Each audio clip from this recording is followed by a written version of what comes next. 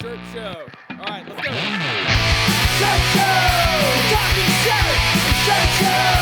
Talking shirt! Shirt show! Talking shirt! Shirt show!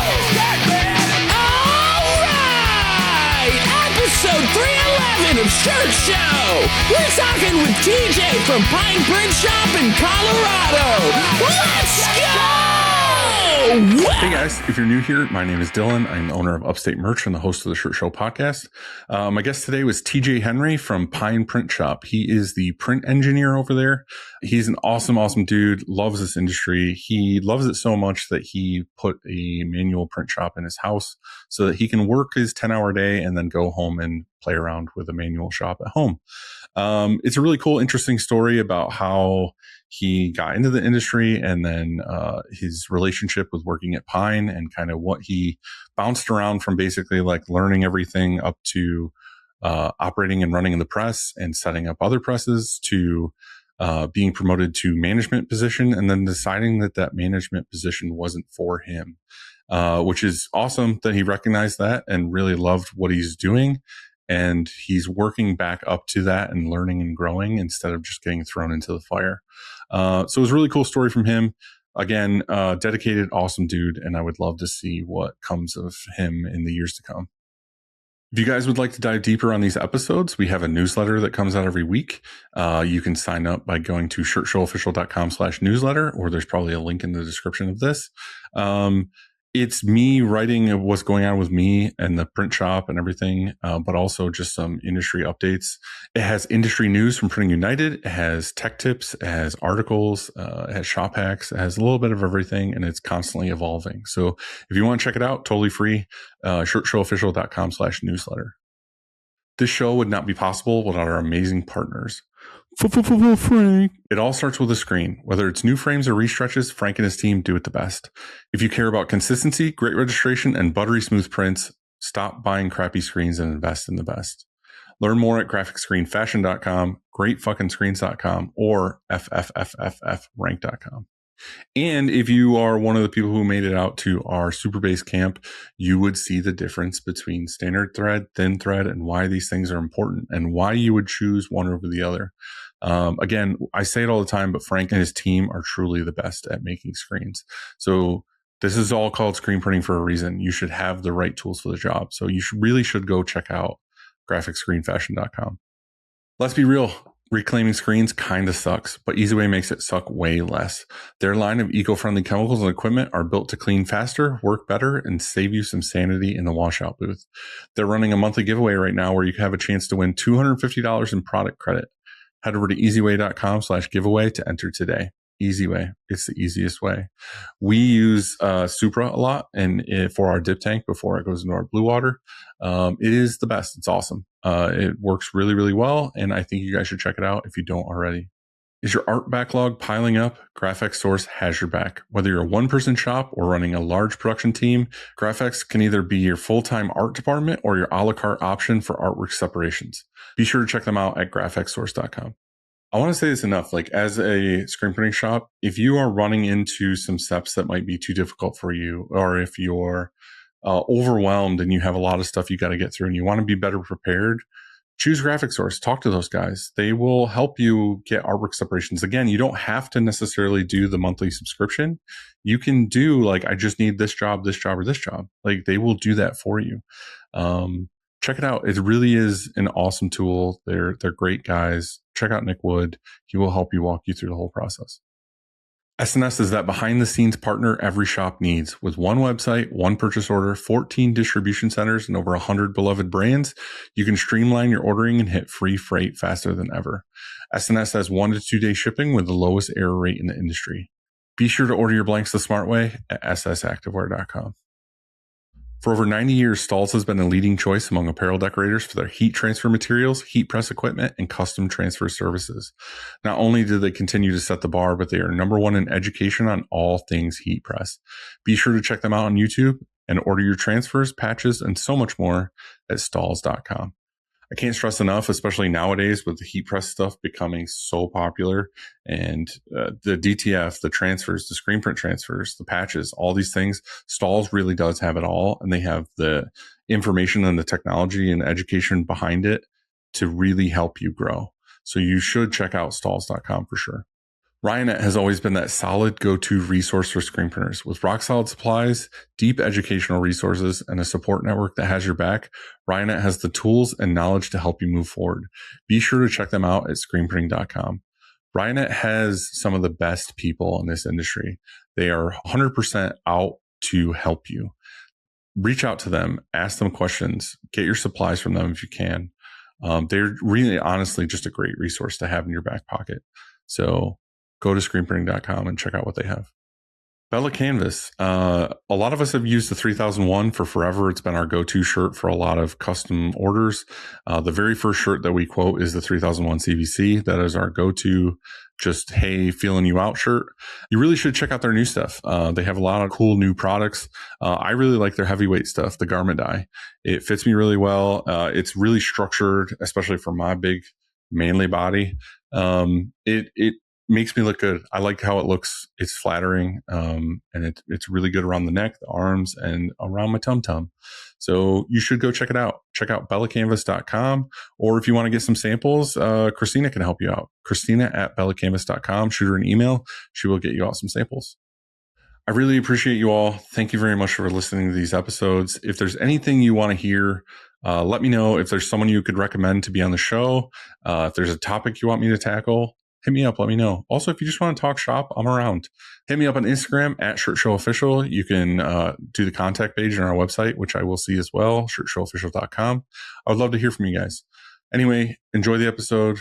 I appreciate you all. Thank you, and I'll see you on the next one. What's up, dude? How are you? Hanging in there, man. Good to be here. Super stoked to be here. Are you in the beautiful garage shop right now? I am in my beautiful garage shop. It looks like a classic garage shop where it is a little tight. It's a work in progress as always. But yeah, I'm very stoked with everything that I have behind me. I'm very stoked. What dryer is that? Is that a Fusion or Economax? Economax. Hell yeah, dude. D. I love the Economax. That was my first dryer for upstate, and I really wish I never got rid of it. Like, we had it for a really, really long time. Like, I kept it as a backup because it was just so solid. But at some point, it just took up space, and I was like, oh, I'll just sell this. But I really wish I didn't. I wish I kept it. I love to hear that. I got it for a really, really good deal from a dude down in Denver. And he threw in a bunch of ink. Basically, all the ink that I have right now is from him. It was a shop called Ink and Drink. I don't know if you're familiar with it. It was like a screen printing, like one of those like wine and paint classes. Like learn how to screen print and get drunk at the same time. Yeah, totally. He had it. I think he had it for a good 5 or 6 years, but unfortunately, last year, Denver's been brutal in a lot of ways to shops like what's it? A small print shop. I don't know if you know Steven. Yeah. That's how I have the press. Even Dom was saying that, like, he had to kind of get out of Denver because it was just like prices of everything was getting crazy. Yeah, Denver sucks. I've never been to Denver. I've been to Colorado Springs, but I'd like to come by. Yeah. My family lives in Colorado Springs, so like I've been out there to visit them, and we do like Garden of the Gods and all that stuff, and like the touristy whatever. But I'd like to come back. I'm way up north. We're up north, so it's about like 3 hours north from Colorado Springs, I think. Oh, okay. So it's not crazy far, but nah, just straight up. So, what made you want to get all the stuff at home? Dude, I fell in love with this shit. That's the big, huge thing. I found a passion in it. I don't know what it is. I just love it. It's so freaking cool. I love the problem solving. I love, and you know, I hear this when I tell everyone this. They're like, "Dude, you're just starting out. Like, just wait." And I'm like, "I know, I get it."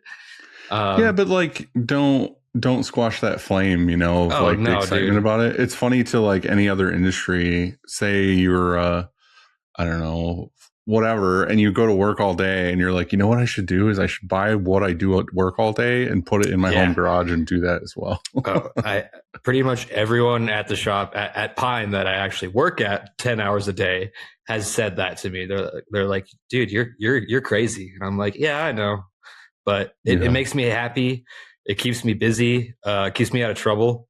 Yeah. And yeah, I love it. I've always been an artsy kind of guy. I went to school for graphic design, was doing that for a little while, decided I hated sitting at a computer like all the time. I couldn't do it. Yeah, that's the hard thing about that too, is that you can't really, I mean, you can, I guess, if you want to, like, do the other side of it. Like, you can do the design work, but then you could also go out and take your designs and put them on press, or you can do block carvings, or you can do poster printing or something to make a physical version of what it is you're trying to do. But not a lot of people do that. They end up just sitting in an office at a desk or something, just doing like catalogs all day long.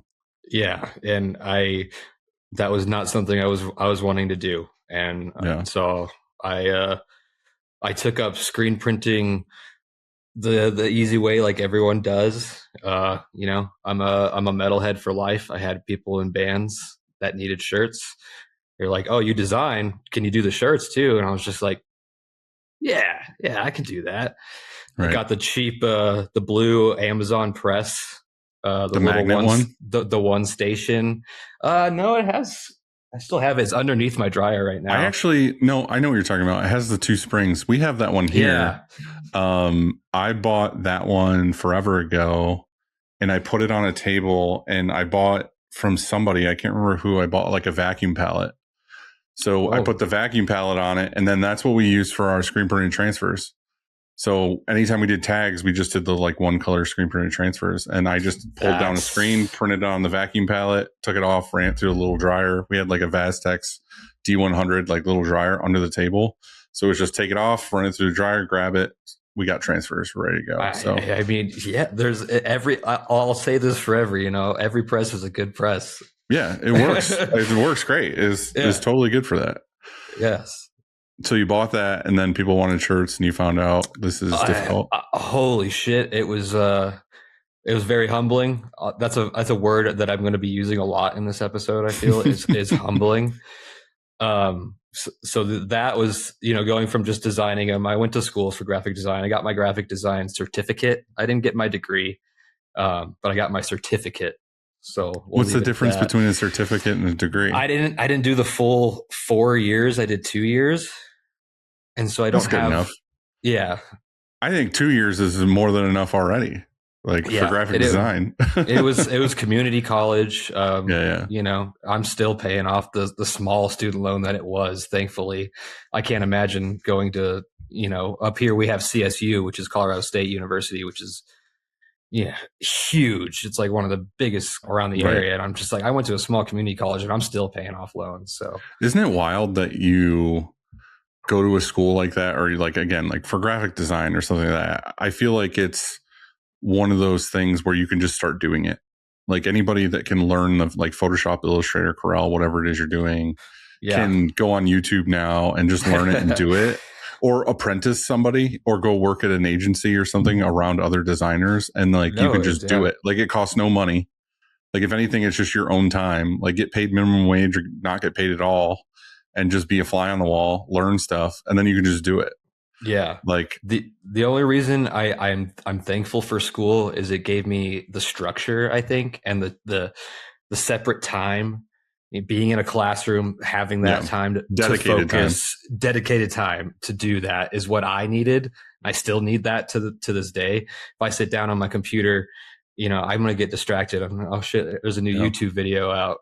You know, something like that. It's going to distract me all the time. So I like that dedicated time. And that's why I liked screen printing, and why I like hanging out in my garage. Like, it's just something I am a huge, idle hands are the devil's work kind of guy.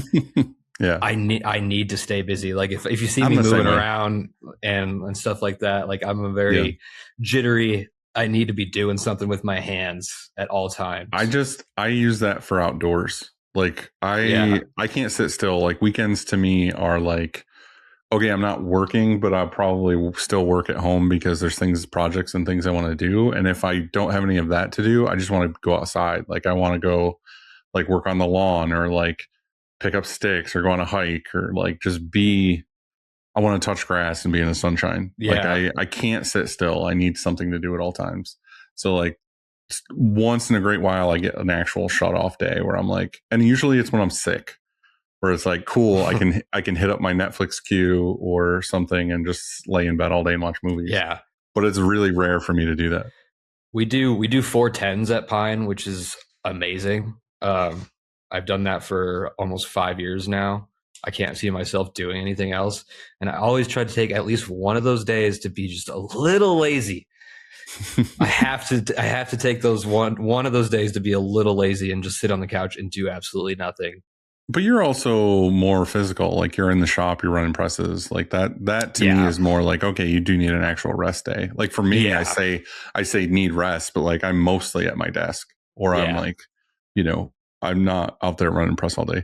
Can you explain to me, we're jumping around a little bit, but explain to me a little bit Pine's thought behind the 410s? Because I know a lot of shops do it, but more often than not, when I talk to people about it, they're like, well, 410s is cool, but then it ends up just turning into 5 days a week anyway, because there's overflow or people come in or whatever. Or you guys more just like, nope, it's you work the 410s and then the office is here for the 5 days or something. I've been at Pine, what is it? It's May right now. I've been at Pine for 4 years next month. And ever since I started, 410s has always been a thing. Recently, in the past two years, we've been playing around with throwing in an extra Friday shift, but keeping it as 410s for the people. So no one works necessarily 5 days a week. You know, some people work Monday through Thursday. Some people work Tuesday through Friday. Oh, so you're staggering it a little bit. Yeah. No one works 5 days a week. It's always going to be 410s, no matter who you are, just going to be different days. Right. We haven't implemented that yet, but I feel like it might be coming soon. Right. We have grown so fast and so quickly. It's very scary. I don't even own the business. I'm not, I don't have any money in the business whatsoever, but it's crazy. When I started there, it was 5 people. We have 21 people, I believe now. That's awesome. In the 4 years that I've been there. Yeah. Do you think the 410s allots you like that extra time? So say if you do like Monday through Thursday, is it nice to be like, oh, I have like a longer weekend and I can go somewhere if I want to, or I personally, as an employee, I love it. Yeah, it's great. I love having those three days are excellent. And honestly, when you start doing, I worked at a bar for 5 years doing shifts starting at 5 p.m. until 3 a.m. Right. So, I can do whatever, but I love having those 3 days off, and then 10-hour shifts go by like nothing nowadays. Yeah, I was going to say, like, what is the feeling like of a 10-hour? Like, what time are you starting and what time are you done? We do 8 to 6. Okay. So, and do you think like attendance is better now because everybody's got that extra day? Because I feel like a lot of times we get I'm sick, but it's like you're sick for 1 day. Like, are you actually sick? You know what I mean? It's like, oh, I want to do something or go somewhere, and they just like call in sick. But I feel like if there was that extra day a week where they all had it, do you think attendance would be less of an issue because they can just use that extra day? For the most part, we have a pretty good crew right now. We've gone through a lot of people in the past 4 years that I've been there. There's one, our art department lady, wonderful girl. She does all of our art except for the crazy 9-8 color stuff. I think we send it out to graphic stores. She started like 3 months before I did. And then other than that, it's just been me and her and like one of our sales guys. And one of the funny things I want to talk about is my girlfriend also works there. Yeah, we'll get to that. I got a whole section on that. So yeah, like we have these 3 like OG people that have been there since the beginning. And we've, like every business, like I said, I worked at a bar for 5 years. Turnaround, it happens everywhere. but we have a really good crew right now, and I love the crew that we have, and I think everyone loves the 410s. They're all coming from way different backgrounds. Some of them have never even seen a screen printing shop before in their life, never pulled a squeegee. And, Right. they're coming in here, they're like, hey, I love art, and they love it. I also feel like, I don't mean to say this in a negative way, but I feel like Denver is kind of an area where you're going to end up with a lot more like artsy type of people. And it's a very populated city. So you're going to have a lot to choose from. Sure. Yeah. And Pine is in Fort Collins, which is a college town. So Even more so. You got all these college kids that, Right. we've had, we used to do a part-time gigs for some of the kids that were going to college and stuff like that. We don't do that anymore, but, yeah. So in your thing here, were you working at the bar when you were doing college stuff too, or was that after the fact? Yeah. No, so I worked at a bar here in Loveland. I live in Loveland. So it's about 45 minutes north of Denver, 30 minutes south of Fort Collins. So I'm like right in the middle. Mm-hmm. And so I worked at the bar while I was going to college. While I was going to college, I went to every screen printing shop in Northern Colorado and put my my application in. I had 2 or 3 shops that would hire me on the spot if I would quit school and just jump in right away. I'll ask you as an employee, how do you feel about that?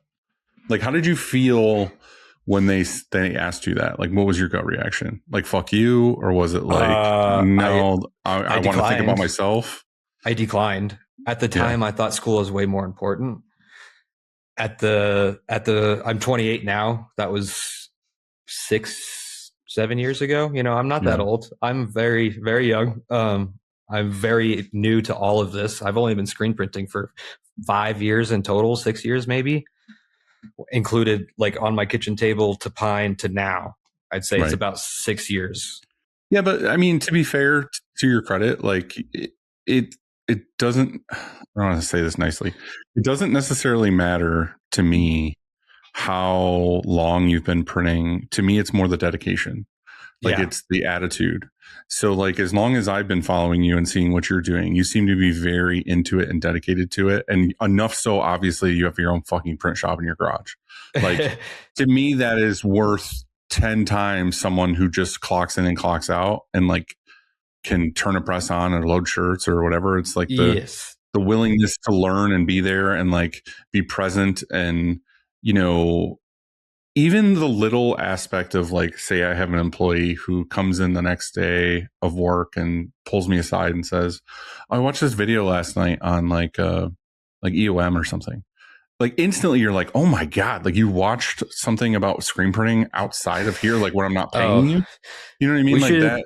Yeah, I'd love to have Garrett's take on that, because that was me. I was that little nerd that was like, oh yeah, dude, I watched. He was on with you and Andy like the first month or 2 that I started. And he's like, yeah, I'm going to be on this podcast about screen printing. And I was like, whoa, there's a podcast about screen printing? And then I just went down this deep rabbit hole of shirt show listening. But but that's what I mean is it's more of that kind of human. And I think that is worth way more than like an actual year count is what I'm trying to say. Yeah, like I think even if you've been doing it 5 years, the amount of time and effort you put into it to me is worth 10 years. Because you've been fully enveloped in it for 5 years. Yeah, like, it's not just a 9 to 5 for you.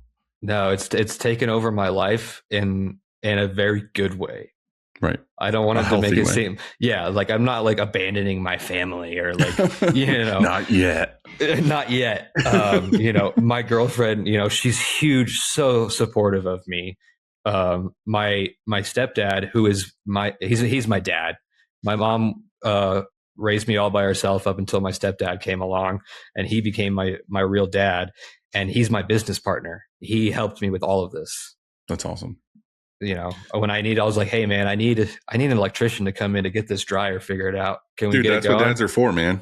Yeah. And he's like, yeah, I think I can get it figured out for you, man. And so he came in, we got two plugs put in for my flash and for the dryer. I have a flash over there as well. and we got it done in a matter of a weekend. Dude, dad's rule. Like that's my dad. My entire life has been kind of a buddy dad, which has its, its own whatever, but he's the best. Like he's always there. Like I could ask him to do anything. Like I could be like, Dad, I'm in, and I've done this. Like, Dad, I'm in Georgia. Like I need you to come get me. And it's like, dude. okay, like I'm on my way. Or like, hey, Dad, I'm on the roof in this hole. Like I need you to climb up here and help me do this. Like he's like, yep, let's do it. Like so he's constantly finding ways to help me do something, or he's pushing me to do something, or he's the best. He's the fucking the ultimate best. It fucking rules so hard. Yeah, like I'm very grateful for him. Like I said, he's my stepdad. So, but I don't call him my stepdad. He's my dad. Yeah. You just throw that in his face when you're angry every so often. You throw a step in there. Dude, we haven't gotten in a fight in a long time. We've done our due diligence of fighting as a stepdad and a stepson, and that's way in the past. Yeah. He's like him. My mom and my dad are my best friends. It's weird telling people that, but it's true. I don't really have a lot of, I don't go out to bars anymore like I used to. I don't get crazy. It's more of a solid support network, not necessarily like your best bro. You know what I mean? It's a good people to lean on for sure. When I was doing really well, money wise during COVID, I mean, I'll just throw this out there. I was working at a bar during COVID, screen printing at home, and those what are those? The unemployment the $600 weekly checks. Dude, I was just like, so I had too much money, and my parents were like supporting me with all my endeavors. I bought them a pool table. As you should. I was just like, you know what? This means I get to come over whenever I want and hang out with you guys. And I'm like, okay. So it wasn't really a gift for them. It was a gift for you at their house. It was a little bit of both. Right. But yeah. No. This is a total side story, but all growing up at my uncle's house, he had a mini, it's still like a regulation pool table. It's just called like a mini. It's like I don't know, like 3/4 scale pool table, all slate, whatever. He had it in the upstairs of his house, and every like gathering, we would all go up there and play pool. And it was an awesome like pool table. So anyway, I found one eventually. Like I hunted for one because when I first bought my house, I was like, I want a pool table like my Uncle Jim. I just want to like have this because it's meaningful to me. Yeah. So in my upstairs, I bought this. I ended up finding this pool table at some lady's house, all slate, solid slate pool table. It needed restoration. I got it up in my house. I remember I don't know, like I felt like I stretched my muscles in my arms, like trying to pull it up my stairs because it's like crazy heavy. Oh my God, they're so heavy. And I finally got it upstairs. I restored the whole thing. I redid all the wood trim on the top. I redid all the corners. Like I redid the felt, and it took me a while to figure that out, like folding it underneath and gluing it and all this other stuff. Wow, you did that all yourself. I did all of it. And the funny thing, I was like, finally got this done. And you probably know this as like a person who does like manufacturing and stuff. My mom taught me this with like cleaning things, that you should always clean from top to bottom, because 100%. Because whatever falls off the top always falls on the bottom. Like if you start on the bottom and work your way up, you're just going to muddy up everything underneath. Yep. Well, apparently I wasn't thinking about it. So I did the pool table, and then I bought this like pool table light that goes over it that was like stained glass, and it had like all this like, classic pool table light. That was the only reason I bought the pool table, is because they had a light in the house that they just bought. Yeah, it's perfect. And nothing underneath of it. And I was like, you guys need something there. I still have it now, but it's like in my garage. It just says like, I don't know what it says, like. Oh, dude, I love those like classic stained glass. But anyway, I had this little bottle of like touch up black paint that I was like touching up the thing above it, and I totally like knocked it all over the pool table felt. Like brand new, never even been played on. And I just like ruined it. And I had to tear the whole thing apart, redo all the felt again. Got it all back together. And then the funny part about that is just like anything, like buying a pool table, buying a treadmill, buying a hot tub or whatever. It seems like a good idea at the time, and you use it a shitload for like a month or two, and then it does nothing. It just sits there and collects dust, or it's another flat surface to put shit on. Yeah. That's kind of what happened. And then I just eventually got rid of it. But It's just one of those like chicken and we duck always stories. use it during holidays and New Year's and stuff like that. It's always the main event for the most part. Right, but that's the only time it gets used. So as of recently, yes, yeah. So you did school, you worked at the bar, and then you said you put in your resume at all these screen printing places. I went, and most of them said, "We'll hire you if you quit school." We started diving into how that made you feel, but the reason why I wanted to talk about that was, and I mean this in no disrespect in any way to anybody, but as an owner, selfishly, what we want for employees is we want people who have no outside ambitions to a degree. Like, I don't mean to say that. I'm trying not to say that in a negative way, but I'm saying like, sure, what we want is to hire someone like you who's like, I'm diving in. Like, I want to learn this craft. I want to be here. I want to work for you. I want to work here for 10, 20 years, whatever it is. I want to be a sponge. I want to right. What I don't want to do is hire somebody who's in school that is going, I'm going to train, get up to working order in like say a year and a half, 2 years. And then they're like, oh, I'm going to go, now I finished my degree. I'm going to go work as a veterinarian or something. It's like, well, why did I just invest 2 years of my time to finally get you to where you're like good to go on your own, and then you leave? So I think like to their credit, that's probably what they were thinking is like, well, I don't want you half in, half out. I want you to be like all in. And then, so what ended up happening? You ended up hearing from Garrett, I'm guessing? So I ended up finishing school. Obviously I decided not to do the full 4 years.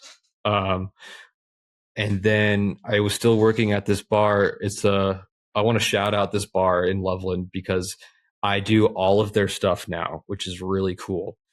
The owner is like my number one client. I do all of his merchandising, logos, the menu design, and I made it. All of his t-shirts I printed at Pine. Going to start printing them here eventually. But it's called Poorhouse in downtown Loveland, Colorado. The owner is a huge supporter of mine. He's basically my number one supporter to this day. And he understood. He was like, you're way too good. You need to get out of here and do something else, Yeah. I was just a bar back.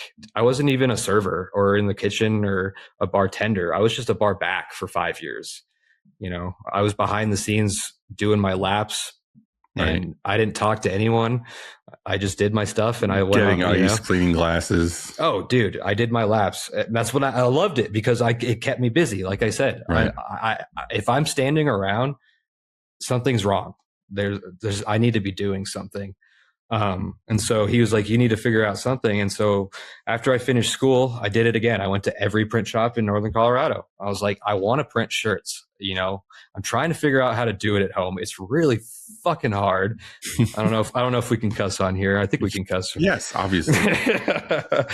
It was really fucking hard. I was like, holy shit, this is not as easy as I didn't know what palette adhesion was. I was like, right. I was doing 2 colors for my first print. It kept lifting up. And I'm like, why? How do you get it to stay? And so, I do all these YouTube videos, Cat Spit and Ryan Moore, classic story. And so one day I get this call from this shop called Pine Printshop, and they're like, hey, we want to have you in for a working interview. And I was like, finally, let's go.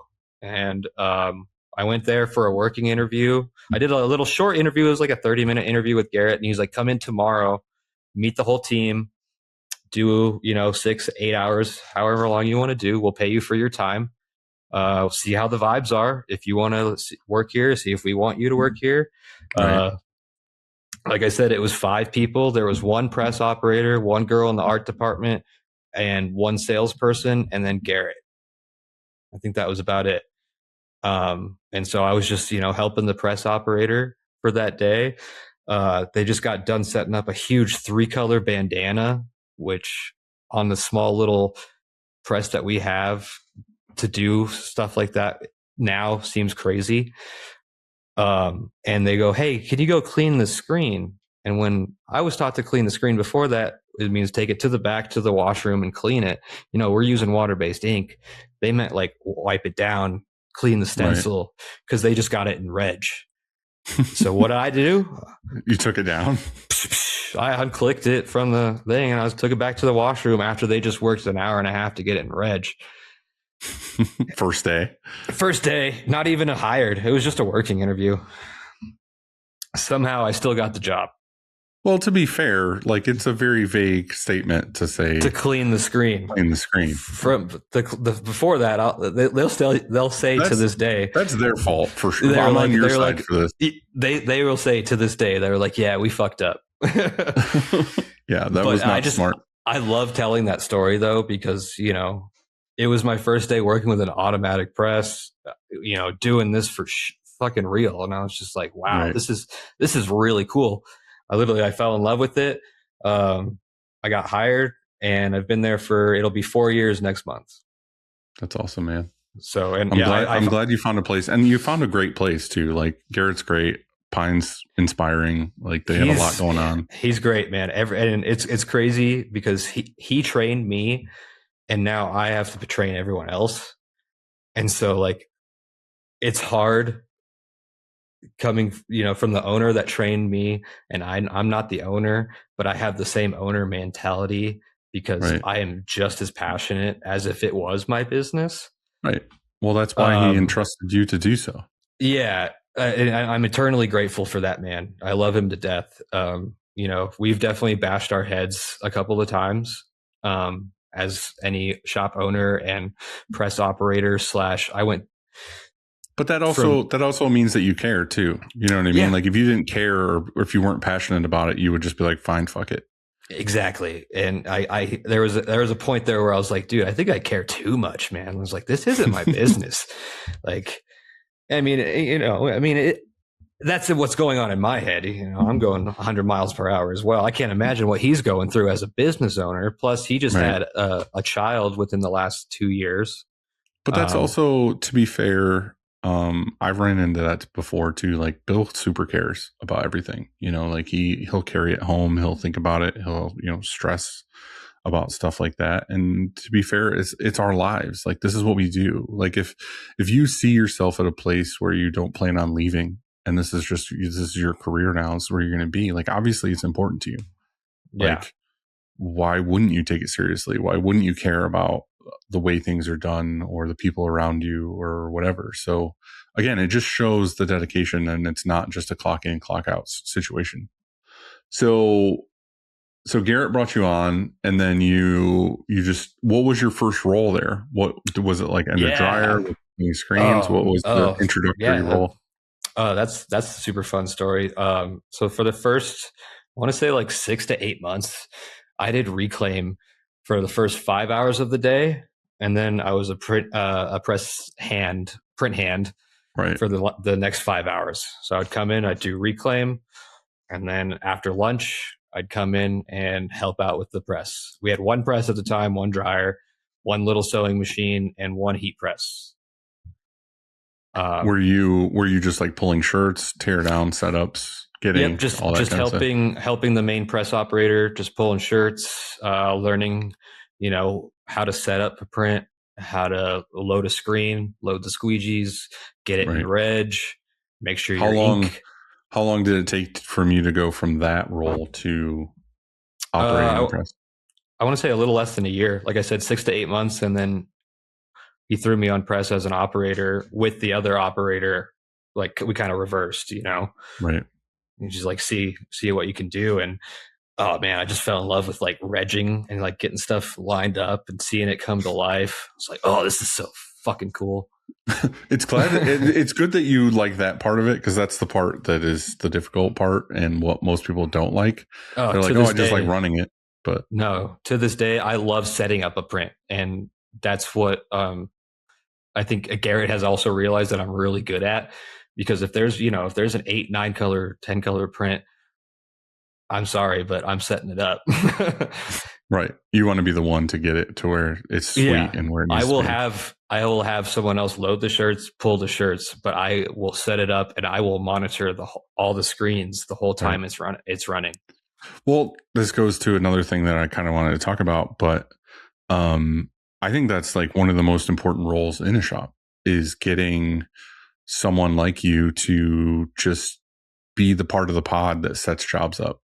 Like if you have multiple presses and you're running around and you're like, all right, I'm going to set this one up. You guys run it. Oh, I'll set this press up. You guys run it. Like to me, that's like one of the MVPs, because without you and without the attention to detail, because that's what it takes, is it takes somebody who has that attention to detail, and the know-how to be like, all right, I got the pressures, I got the angle, I got the right squeegee in, I got it all set up, and the print looks good. It's a huge thing that then that's it. It's what I like. I think I stole this from John McGee, is what separates a press operator from a printer. Mm-hmm. I mean, it's fair. We have some great press operators, but they're mostly just loading shirts and taking shirts off. Exactly. Right. And so that's kind of where I was like, you know what? I could be my own boss and do this myself the way I want to do it. Let's try it out. Right. So how long were you there then until there was an opportunity for management or production manager or something like that? Yeah. So I was there. It was about 3.5 years when our production manager suddenly and abruptly left. None of us really expected it. He was there for about 2 years.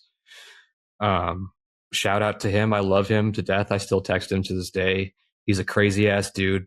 He leaves, and all of a sudden, Garrett comes to basically the 3 OGs of Pine, who have been there since what we call Olive Street, because we used to be on Olive Street and now we're on a different street. So all the OG people who have been here since Olive Street, we're going to make you guys managers. No one's going to be a single manager. Art, you're going to be managed by this person. Screens, you're going to be managed by Art. Sales, you're going to be managed by this person. And production and sales, everything is going to have their own manager. There's not one person that does everything. Whereas that's what his job was. He went from screens to ink to art to sales. So if you're in the art department, you go to this person for your questions. If you're in on press, you go to me for, that was what my role was for a couple months. And it was more of me dealing with the schedule, dealing with who's going to be on press, running what jobs. And it was tough for me. Right. Going from the print, just the press operator. I mean, I was the lead press operator, Right. Don't get me wrong. Everyone, they knew, like, if you have a question, go to TeeJay. But going from that lead press operator who was on press 24/7 all the time to all of a sudden I have a desk and I'm responding to emails all of a sudden to people who I don't even know. And I'm telling all these people who used to be my friends, like, I need you guys to step it up and do this. And it was a lot all at once. It hit me like a wave, and I think that's also a very interesting perspective, because a lot of time on the show, I'm talking to another owner or I'm talking to production manager or something like that. Like, and I'm just a guy. I'm just a guy who likes to print. I'm just saying that the thing with that is that sometimes we miss as owners the perspective of the employee who's trying to do these tasks and whatever else. And one thing that I found is just like, it's not always a good idea to just take the guy at the top of the food chain, say a head printer or whatever, and be like, oh, you're management or you're production manager now. Like, it takes 2 different kinds of people. Like, I feel like you need that like type A type of person who is like, okay, well, I'm on with scheduling. I like being organized. I like doing this, and have them just do that. Not necessarily like, okay, you also need to do that plus run presses. You need to do this thing. It's like, you need to find a good mix of both. Like, but sometimes people are just fully on this side or they're fully on this side. They're not a mix of both. So luckily for me, I got a mix of both. Like, Bill's a great printer, but also good at talking to people. Like, that's one of his biggest strong suits too, is just like being able to talk to people and deal with the HR of it, dealing with the equipment and the ordering process of like whatever. Like, he's good at all those things. So he's great for that role. But and some people just like you might just want to be on press. Like, you want to be the best on press, but that's what you want to do. Like you want to go around, set jobs up, do the mechanical part of it. And that's what happened. It was after, I think it was after Long Beach, actually. This year's Long Beach, I had so much PTO time that I had to take a week off. God, I don't take time off. Like, obviously, I come home and print. Right. And so I had to take a week off after Long Beach. So I took a week off. We went to Long Beach. Everyone else went back to work. We brought a couple of our crew with us. I took the rest of the week off and I came back and I just had this like realization of like, what am I doing here exactly? I feel like all I do is tape screens, look at my computer and tell people what to do. And that's not what I want to do. Yeah. And it was just like it was really weird. And even, if you talk to Garrett or anyone that I've worked with, it was weird. It was like a switch because all of a sudden I was depressed. I was sad. I was not happy. And coming into work was a burden. And I didn't like that. I was like, dude, I've been here long enough. I was like, something's going on. And so I did. I manned up. I grew the balls. I went up to Garrett and I said, hey man, can we talk? And we had a good, I think 3-hour conversation where I bawled my eyes out to him and I told him everything that was going on in my life and, at home, which we don't have to get into on this at all. But, and I was just like, I don't think this is the right time for me. I don't think this is the right position for me or the right time. But I love this place and I care about this place and I don't want to leave. That's not what I'm saying. I just think we need to reevaluate my position here. Yeah, and I think the whole thing with that is just like on Garrett's side of it is he's looking at it as like you've put the time in, you've put the work in. Like obviously he was trying to promote you. He was trying to be like, I trust you. I want you to take this. But again, like you said, it's totally fair for you to say, this isn't the role I want. This is not where I feel like I fit. Like I'm not that great at it. Not that you weren't good at it, but like, it just didn't fill your cup. The people aspect is something that I think I told Christina last night when we had this meeting that I have 3 books about managing people now. Cause I would love to learn. It's a skill set and it's just something that I was not prepared for. I'm an excellent printer. It's very hard to get thrown into that. I hate it. I personally can't fucking stand it. Like I'll be the first to admit that like I brought Bill and Brian in here at one point and I was just like, what is it going to take for you guys to just handle this? Because I don't want to talk to another person about like a firing or a disciplinary or whatever. Like I want to. It's a huge skill set that people doing something else. They think it's just something that everyone should have, and it's not. I can talk in front. I could talk in front of a crowd. Don't get me in front of a stage. Put me on a microphone. I'll be fine. But you ask me to come up to one person and tell them, they're doing something wrong, and if it happens again, I'm gonna have to write you up. Like, holy shit, that fucking takes a toll on me. It's weird. Dude. Brains are weird. I just break super fast. That's the problem. Is like I could probably say the things, but what I want selfishly in that moment is I want them to just accept what I'm saying. Mm-hmm. But the problem is that's not what happens. Is I get pushback. I get like, oh well, this is how I feel, or like why is this happening, or that's not the case, or something. And it's like, and I don't know. We got to through this. Something also, I'm an only child. I never grew up with siblings. It was my mom and it was me and my grandpa and my grandma growing up. That was it. So I don't, if I wanted something done, I did it. And I think that's something that I've grown, and it's a terrible habit of mine where if you want something done right, you do it yourself. Mm-hmm. And that's something that I'm trying to outlearn, because there's a lot of people out there that can do your job just as well.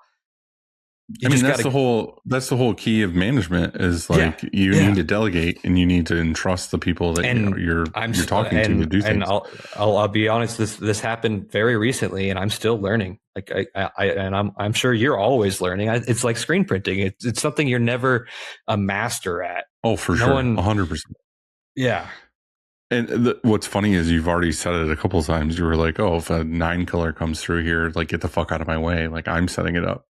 Like that alone is the definition of if I want it done right, I'm going to do it myself. Like you see yourself, you know that you can do it. You don't necessarily feel like it should be somebody else because you know you can do it. Exactly. If there's a complicated print that comes through whatsoever, it's being run by me 100%. And I'm eternally grateful for that because I think I fucking earned it, dude. I'm not going to lie. Yeah. No, I mean, I get it. It's just going back to the management thing is that it feels like it definitely takes a certain mindset and certain person, and they need to have the flexibility in both. So anyway, when you talk to Garrett about all this stuff, he was accepting, and then what happened? You just went back to doing kind of what you were doing, and then somebody else filled that role, or did everything? Yeah, so we're also in a weird spot right now where we are absorbing a lot of a small print shop down in Denver. Steven, shout out to Steven. He's the homie. Love that guy as well. He sold me this press. So he's our new operations manager. So he kind of absorbed a lot of the stuff that I didn't want to do. But I am the guy who's on press. I'm either on press. We have 2 presses. It's not crazy. We don't have, 8, 9 presses or anything like that. We have 2 presses, one 10 color, 8, or I guess it's 8 color, 10 station, and then a 12 color, 14 station rock. So I'm on both of those presses, either one of them all the time or hawking them is what we call it. We like to call it hawking. Basically just always circling both of the presses, making sure everything has ink, is flooded. So we're all water based. So, I don't know what it's like to print plastisol. I haven't printed plastisol since I first started, and I did it for like 1 or 2 shirts, and then I switched to speedball. Well, it's good, I guess, to just dive right into it, and that's all you know. So I think when I bought the dryer, shout out to Josh, I think from Ink and Drink, he gave me, let's see, I have 2, 4, 6, 8, 10 gallons of plastisol right now, but I have nothing to clean it or any solvents or any chemicals. And so I'm just like, they're just collecting dust, and I'm using all water-based at the shop here as well. Not that we necessarily have to get into this because I know you're just an employee, but like, what do you think is attributed to the growth that you guys have had? Is it acquiring a small print shop? Is it the fact that you guys are niching into a certain market? Because I know you guys do a fuckload of bandanas. Like, dude, the bandanas, man, it's crazy how many people spend so much money on bandanas. Well, I send my bandana work to you guys. Do you? So like, that's what I'm saying. I don't see any of the sales, man. I see if it's on my press, I see it as artwork, and that's about it. But I'm just saying, like, there has to be something, that's kind of propelling. The bandanas are huge, man. It's I think I can't remember the exact numbers when he went over them during the Christmas party last year, but I think over 75% is bandanas. That's insane. We're doing That's awesome. in the process. I took the day off for this today because I had so much PTO, and I wanted to do it in the garage. I didn't want to do it at Pine. I wanted to do it in my own shop. I appreciate that. Yeah. But they're in the process of doing 3,000 bandanas right now. Gross. It's 3 colors. So. Not that we need to super get into it, but like, do you like doing the bandana? Like, what are some of the challenges with doing bandanas? They are so thin. They're never perfectly square. The ink coverage, I think, is the big thing. We get these people that want, 75, 80% of the bandana covered in ink. And by the time that comes around, we use print grip nowadays.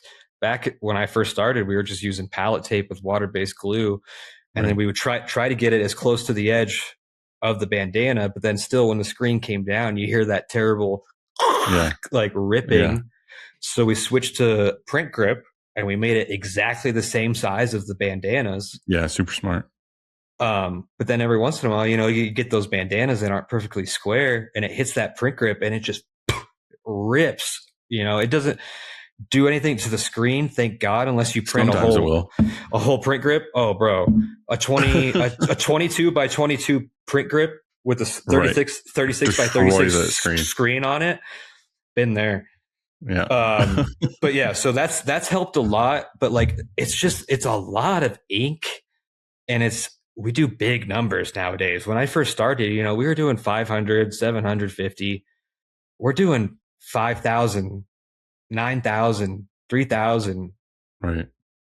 And I think this is what also, like, shout out to Garrett. I love him to death, but this is what kind of inspired me to do my own thing, is because that's how I was taught is, we're doing this to promote small artists. And now we're just doing these big, it's cool. We're doing like Crown Royal and Topo but they're one color designs, 5,000 pieces.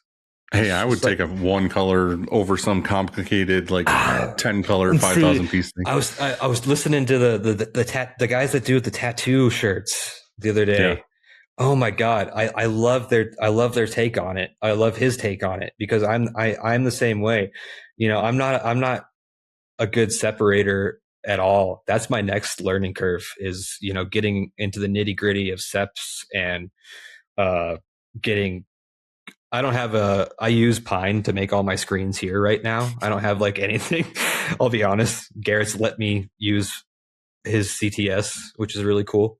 That's also to his credit. That's a super awesome thing that he's letting you do. I will shout out that man 100 times during this episode. I want to bounce around here real quick though. Yeah.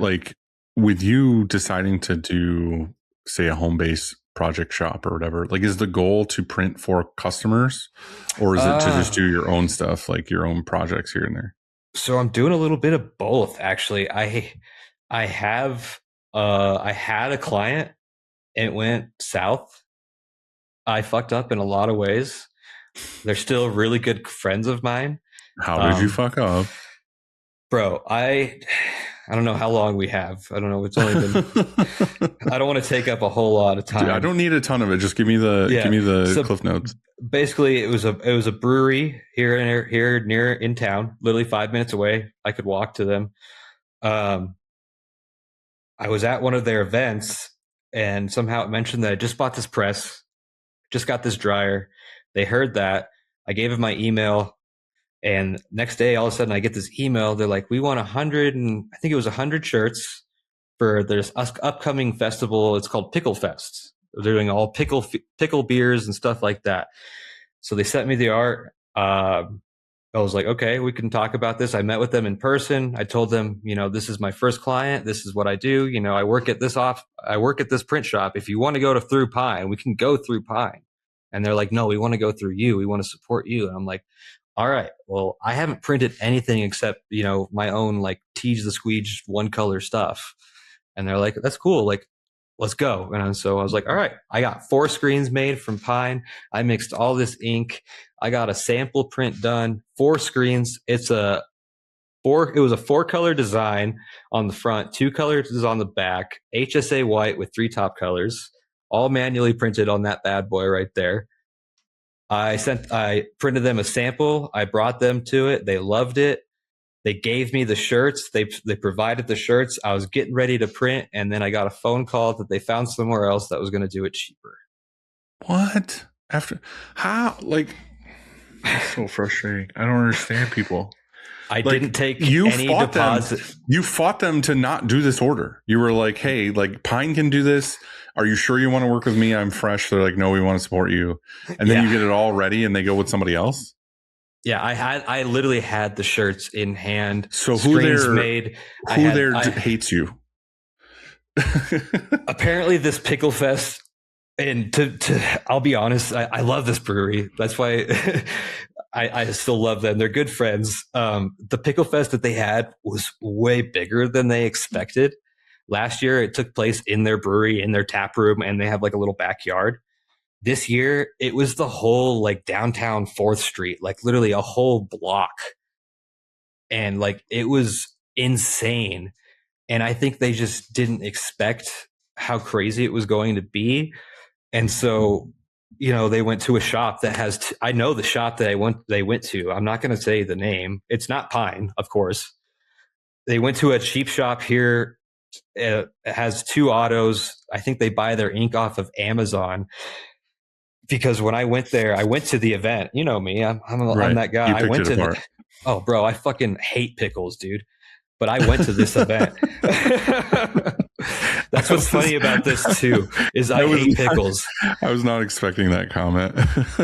That's what's funny too. I hate that fucking print. You're like, I hate pickles. Oh, dude, I hate pickles. But no, I went to the event with my girlfriend, checked out the shirts, and oh my God, dude, these shirts were terrible. They printed like it. The print felt like sandpaper. The back print that they had on display was literally had a wrinkle that was printed over. So there was like a missing part of the whole design. And that was the shirt that they chose to display. Obviously. Yeah, that's usually how it goes. So I just hope they still have that sample that I gave them. So basically you learned the first lesson of owning a print shop is to get paid I learned upfront. so much. It was paid overwhelming how much I learned. Yeah. I went through all the hassle. I made a custom PDF of an invoice. I made proofs, with the Pantones. I made custom Pantones. I have 3 buckets of ink on the shelf right now, this big, of Pickle Fest color green that I made. That you'll never use. I'm hoping someone's going to come with some green design here soon. Mm-hmm. Otherwise, some TeeJay Squeege merch is going to be real green here soon. But yeah, it was a huge lesson.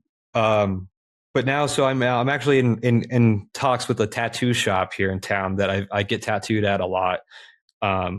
He understands. He has the cheap little Amazon press as well, and he was like, "Hey, get paid up front." Yeah. So I'm in talks with him right now. He's going to be my first official client. I think he's providing the shirts. We're going to Why are these customers all providing their shirts? I'm not complaining about it, dude. I know, but why? I don't know. It's weird that the brewery was going to give you shirts and now the tattoo shop's supplying. And they were just Bella Canvas, like 1301 standards, regular ones. I think they got off Amazon. Don't buy your Bella Canvas on Amazon. People buy it. Somebody dude, else. These, like I said, I'm a fresh. So, give me all the hate, all the advice, 3,000 ones, like I said, man, I'm not the sales guy and I'm trying to learn. You don't have to be, but like, I'm just saying, like, to us, the payment is it's basically signing the contract. It is saying, I want to do this. I'm going to do this. And this is my permission to have you move forward. So someone can be smiles all day and tell you like, hey, I want to do this. Yeah, I would love to work with you, whatever. That's cool. But like, as long as if I don't see a payment or at least a down payment or something, then I'm not committing to doing anything. Like I'm not going to I'm not going to put all this time and effort into making anything for you until you say I'm good to go. Because more often than not, you will get those people that are like, yeah, I want to do this. I want to do this. And then they're like, oh, we ended up going somewhere else, or they changed something, or they just ghost you when it actually comes time to get paid. So that's why I say get paid, not to like be a fucking hustler bro and say get that money, but like need that in order to actually start doing anything to protect yourself. Yeah, no, and like I said, it was a huge. We had a meeting after the whole Pickle Fest and everything settled down, and they're like, I think we were both just really too excited. They're like, we were excited for you. You were excited to do it for us. And like, we never really do anything like that without taking like a quote or an invoice or a deposit. Like, they're like, that was on us too. Like, like, and I was just like, yeah, like we both fucked up. Yeah. I get it. I can say that I the one that I printed, I guarantee was better. I'm sorry, not sorry. We know I'm it was better. Yeah, sorry, not sorry. What's up, guys? I hope you are enjoying the episode so far with TeeJay. If you want to support this show, if you like this show, if you watch it every week and you're just creeping around in the background and you're not actually hitting the like button or you're subscribed, that's weird, dude. It would help me a ton. Like, I'm giving you these hours and hours. Just help me out real quick. Hit like, hit subscribe, leave a comment. Let us know what you think of the episode so far. Let me know where you are, what you're doing. A little bit of something would be cool. I'd like to know that you guys are out there. Also, if you add print to the end of your comment, I will pick a random commenter every week and I will send you some shirt show swag, stickers, a shirt, something, just to show my appreciation. So if you could do that, it'd be great. Hit the like button, subscribe. It means a lot. It helps the show grow, helps more screen printers know we exist. That's all. Get back to the episode. See you guys later.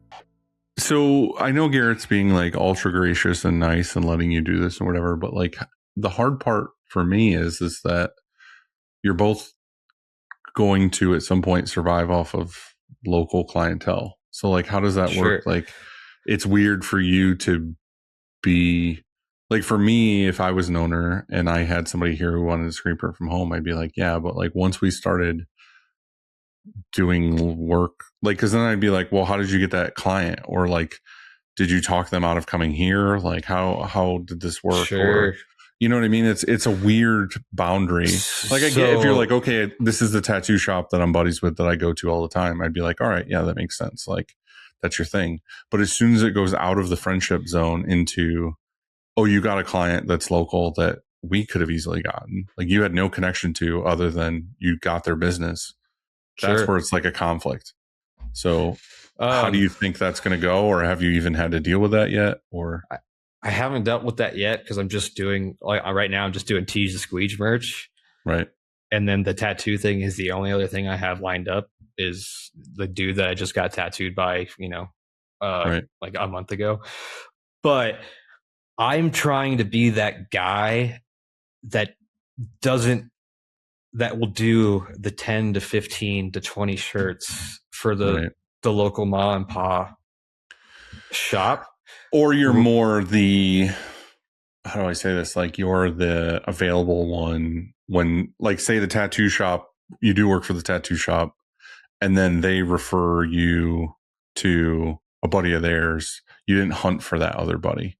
You know what I mean? Like, you're just getting word of mouth orders. You're not necessarily hunting for stuff. Yeah, because you have a full-time job. You have a thing going. Because to me, that would be the safe way to approach it. Is you are making yourself available to friends to do stuff for them. You're not necessarily promoting TeeJay Squeege as a company to.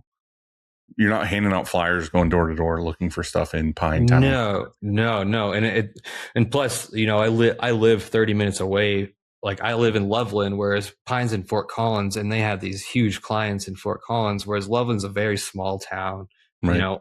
Downtown Loveland is, I don't know. I've never been to New York. My girlfriend's actually from New York, but like, it's like Denver's a huge city, Fort Collins a college town, and Loveland's like a small town. Like, everyone knows each other. My town's 900 people, so I understand the small town. Yeah. So like Loveland is small. Like, it's the land of love. Right. Brotherly love, because they're all incest. It's just a lot of old people that go downtown to the same bars leave Loveland every year, and they get drunk as fuck. Yeah. No, like everyone in downtown Loveland, like, they know TeeJay the Squeege. He used to work at Poorhouse. Like, they know, and they're like, and when they see me at Poorhouse, they're like, oh man, what are you doing here? Like, how's the t-shirt business going and stuff like that? Like, that's really cool though. Yeah. It's a very small town. And like I said, the owner of Poorhouse, if you go there, the menu is a logo that I designed. All the crew is wearing shirts that I designed and printed. I love that though. And I think that's the benefit to, it's literally, I'm just trying to be that friend, that, like, as cliche as it sounds, that friendly neighborhood printer. Right. Exactly. I mean, yeah, exactly. Like, and that's what I said is like the benefit of being in a small town like that is like you can become a figure in that town where everybody in that town knows you and they know what you do. You know, like, okay, there's this one guy who's in town who's like a master electrician. And there's this one guy in town who's like the pizza guy. And it's like, exactly, everybody knows you for that thing. And that's where it would be really cool where anytime anybody in town needed printing services in Loveland, they would go to you because you're that guy. For a long time, I have been that guy, and I was just like, hey, here's a Pine card. Here's a Pine card. But I got, this little setup right here. You need to feed your beast too, man. Exactly. Yeah. No, it's like, I'm not trying to steal anything from Pine whatsoever. Yeah. And like I said, I'm extremely grateful to Garrett for letting me, I think I bought 4 screens from him because he uses GSF, of course. Shout out.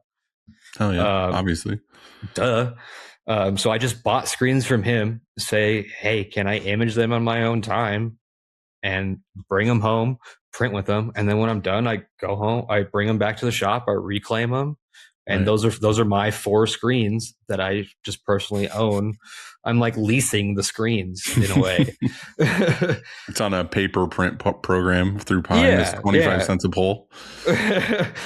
And so, right now I just have my 2 screens for the Teej the Squeege back and a left chest that I just have been doing stuff. I had a lot of people that wanted some stuff, and I was just having fun. So originally when we talked about doing this episode, the one thing that we were mainly going to talk about was water based, but I love the Teej story that we've gotten. So like, to me, water based at this point is like a secondary thing because it's really interesting I want to talk about it. I'm just saying that your story and your commitment to this stuff is exciting and is like a good take on what you can do as a dedicated person to this craft that works for another print shop. You know what I mean? Yeah. Like it's a really interesting story to see the development. And also you have so much further to go. Like are doing what you're doing there, but I'm saying like as a career, like there's so much more at Pine that you can contribute the longer you're there. Right. Yeah. I'll be honest. Yeah. I got a really late start to this shit, man. Everyone else is on top of it. I'm a newbie, and I love when people call me out on that. It's like tell me what I'm doing wrong. Like, I would love to hear it.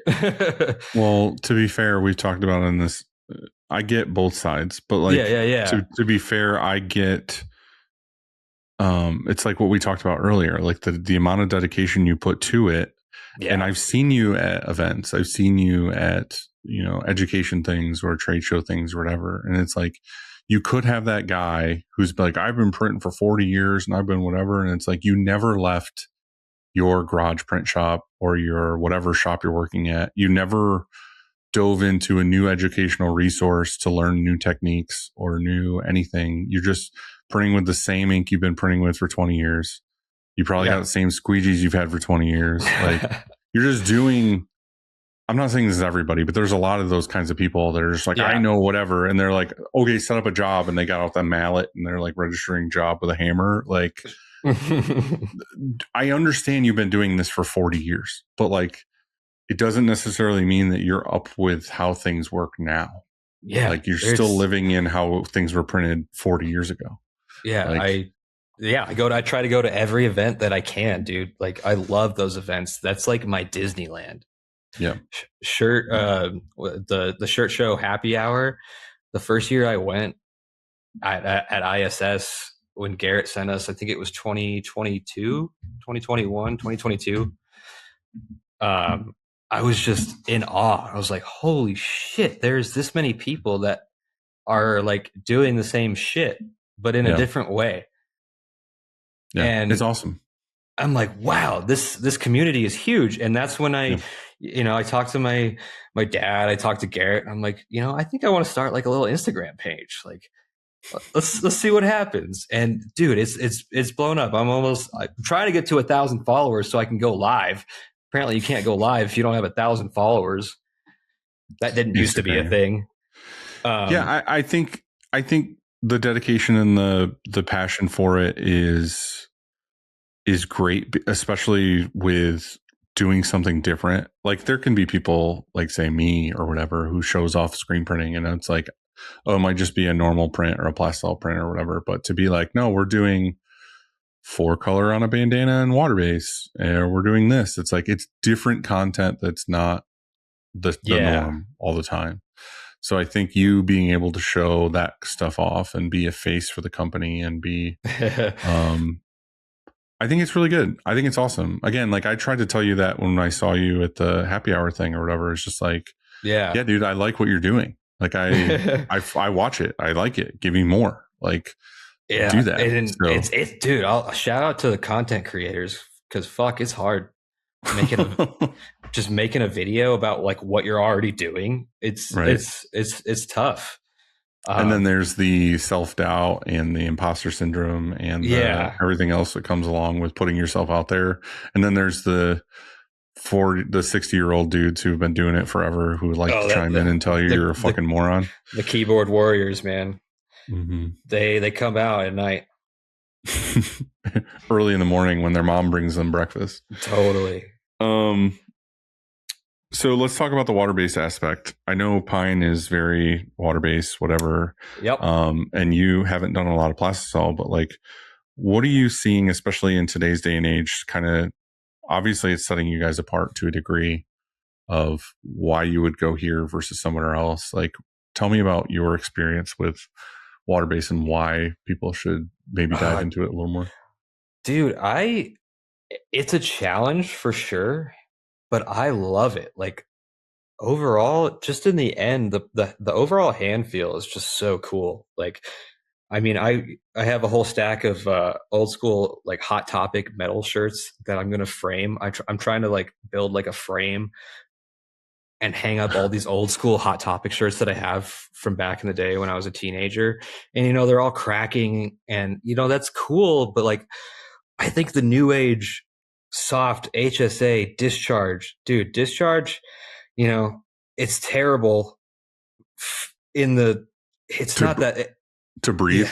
Yeah. I mean, everyone says, you know, water-based is, you know, it's so much better for the environment. But if you're doing straight discharge, you're not doing anything better than print and plastisol, other than the cleanup, maybe. I've heard many arguments both ways, and my industry opinion is that it's. I don't want to piss people off, but I think that it's just like they all have plus and minuses. Like, don't kick one to the curb and say that like this one's horrible, and then say I'm a high and mighty and this is the best thing ever. Yeah. You have drawbacks too. Like, I think they both have plus and minuses. And to me, it kind of is this like middle ground of, and I've always said this, of like, be it DTG, DTF, screen printing, water-based, however you want to print, they all have a place somewhere. Yep. And as long as you're educated, as long as you're educated on each enough to inform your customer of like the results and what it is that they're going to get, sure. Then cool. Like, that's the end goal here for all of us. Isn't to be a snob, it's to be knowledgeable enough for your customer to give them the product that they really need and what really is going to help them. Like, that's all we're doing is good customer service. Like, if you just want to be a prick and be like, my way is the only way, then cool. Like I don't know what to tell you. Like, just do your own thing, I guess. I don't give a fuck. Like, I really don't. Like, I just want to print cool stuff and I want to make cool stuff, and however it gets made, it gets made. I think it was Tony Palmer. It's like, we're all just decorating apparel in a different way. It's our job to figure out the best option for the customer. Right. Which I thought that was really cool. But, you know, I just personally, I got trained by Garrett. So I love water-based. It's super easy too. It's just super, to me now it's easy because I can just literally, I have a bucket of rags that I cut up t-shirts that I've used as testers up until I can't use them as testers anymore. Right. And then I'm doing, 3 or 4 color changes on some of this TeeJay the Squeege merch where I just throw a little bit of ink in, print 5 shirts, take the ink out, print 5 more shirts of a different color, take the ink out. It's nice to be able to do that with water. I can do that in 10, 15 minutes with a bottle of water and like this many rags in my hand. The problem is the catch-22 to what I'm saying of like, be able to do both, be able to whatever, is the reality for our shop is that it's like 95% plastisol and like 5% water base or discharge or whatever for the amount of customers that are asking for it. Or we might see a design and know that it's better suited to be, say it's like this big white print on the back of a black shirt and it's for a construction crew. Like I'd rather do that in a discharge because then the shirt's going to be more breathable. They're going to be in the sun. They can, the hand feel, whatever. They don't have a sheet of plastic on their back, all these other things. But the problem is that if you're so used to one print style, like you're used to plastisol, your dryer temps and your recipe is for plastisol, your press is set up for plastisol, all these other things. If you throw water base in the mix, you're not necessarily set up with foggers, or you're not set up for, they might do a test print and then come into the office and like be showing off the shirt and go to the bathroom and do this and that. And it's like, no, dude, like the ink's in the screen, like it's drying up, or like, did you flood the screen? Did you do this? It's like, that's the problem. I feel like that's where people get a bad taste in their mouth over these things, is they're not doing it every day.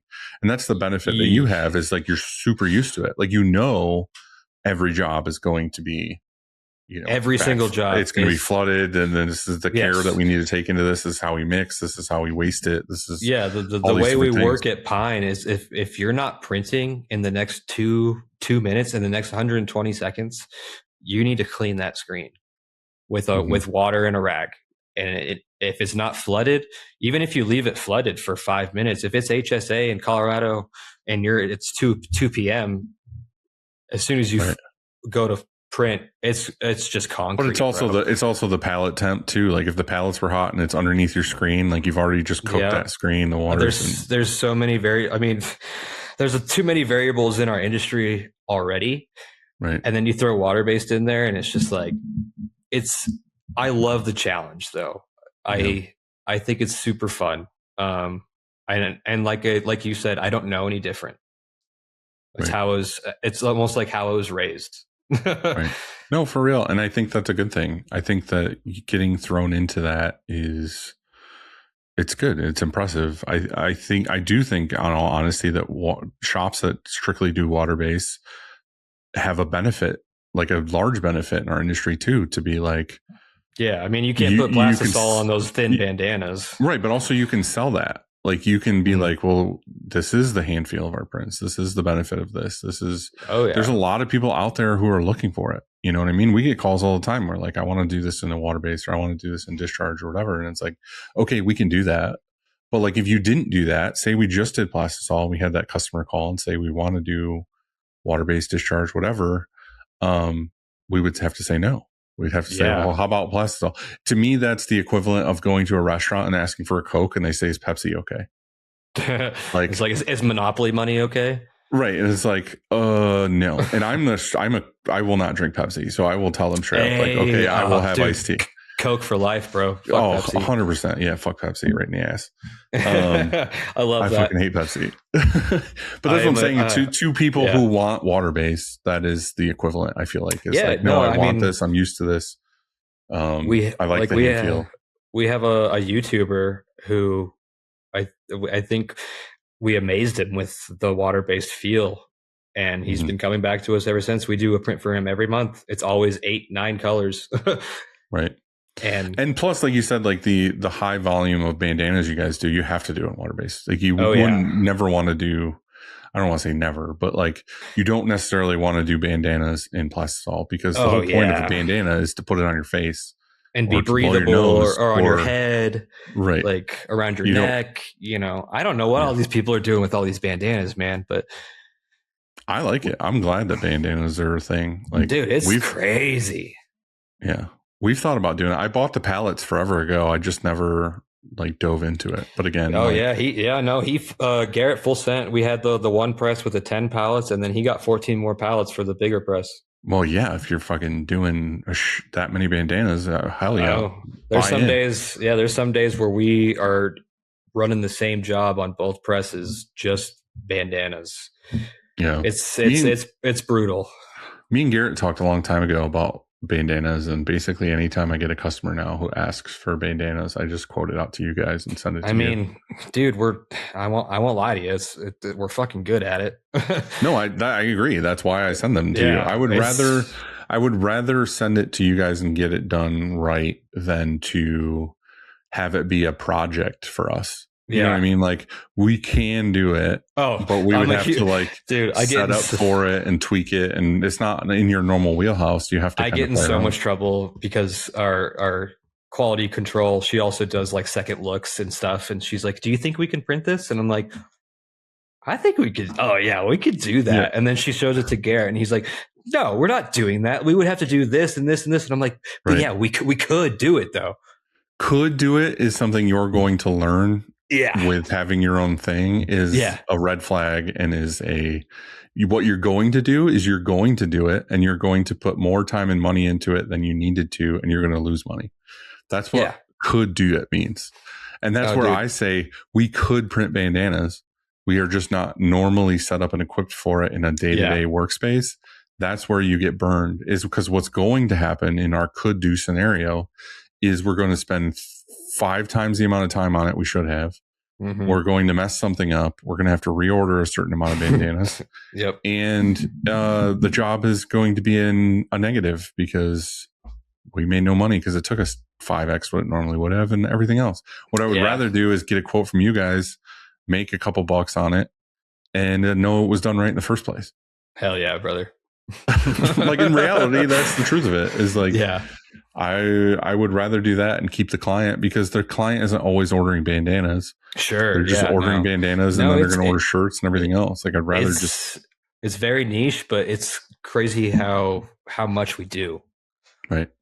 I agree. It's awesome. When I first got this little shop started with my dad, he goes, "Can you do some bandanas for me?" And I'm like, bro, if there's anything I'm doing at home, it's not bandanas. I'm sorry, but I'm not doing bandanas at home. So speaking of your home life, tell me this scenario, how you got to where your girlfriend works there as well. Oh, yeah. So I got hired on Pine really early when it was a small team. When I started becoming press operator, he was looking more into embroidery, thread, sewing, patch applications, all that stuff. He was looking more into that. I think we had one sewing machine, and what's the one? I'm not a sewing guy. A post bed machine for post patches. Bed. There you go. My girlfriend would kill me for not knowing that. So she has. She went to fashion school down in Denver I think she has her bachelor's in fashion. And then she worked at David's Bridal for a number of years doing wedding alterations. And he goes, he asked the whole staff after I was there for probably a year. He was like, anyone with sewing experience? And I'm like, yeah, I know someone. I know this cute girl who would she's really pretty. They're like, all right, TeeJay, you fucking creeper. No, we honestly, I said it's my friend Jillian. I know her from the bar, which it wasn't a lie. We met at the bar. We worked at Poorhouse together.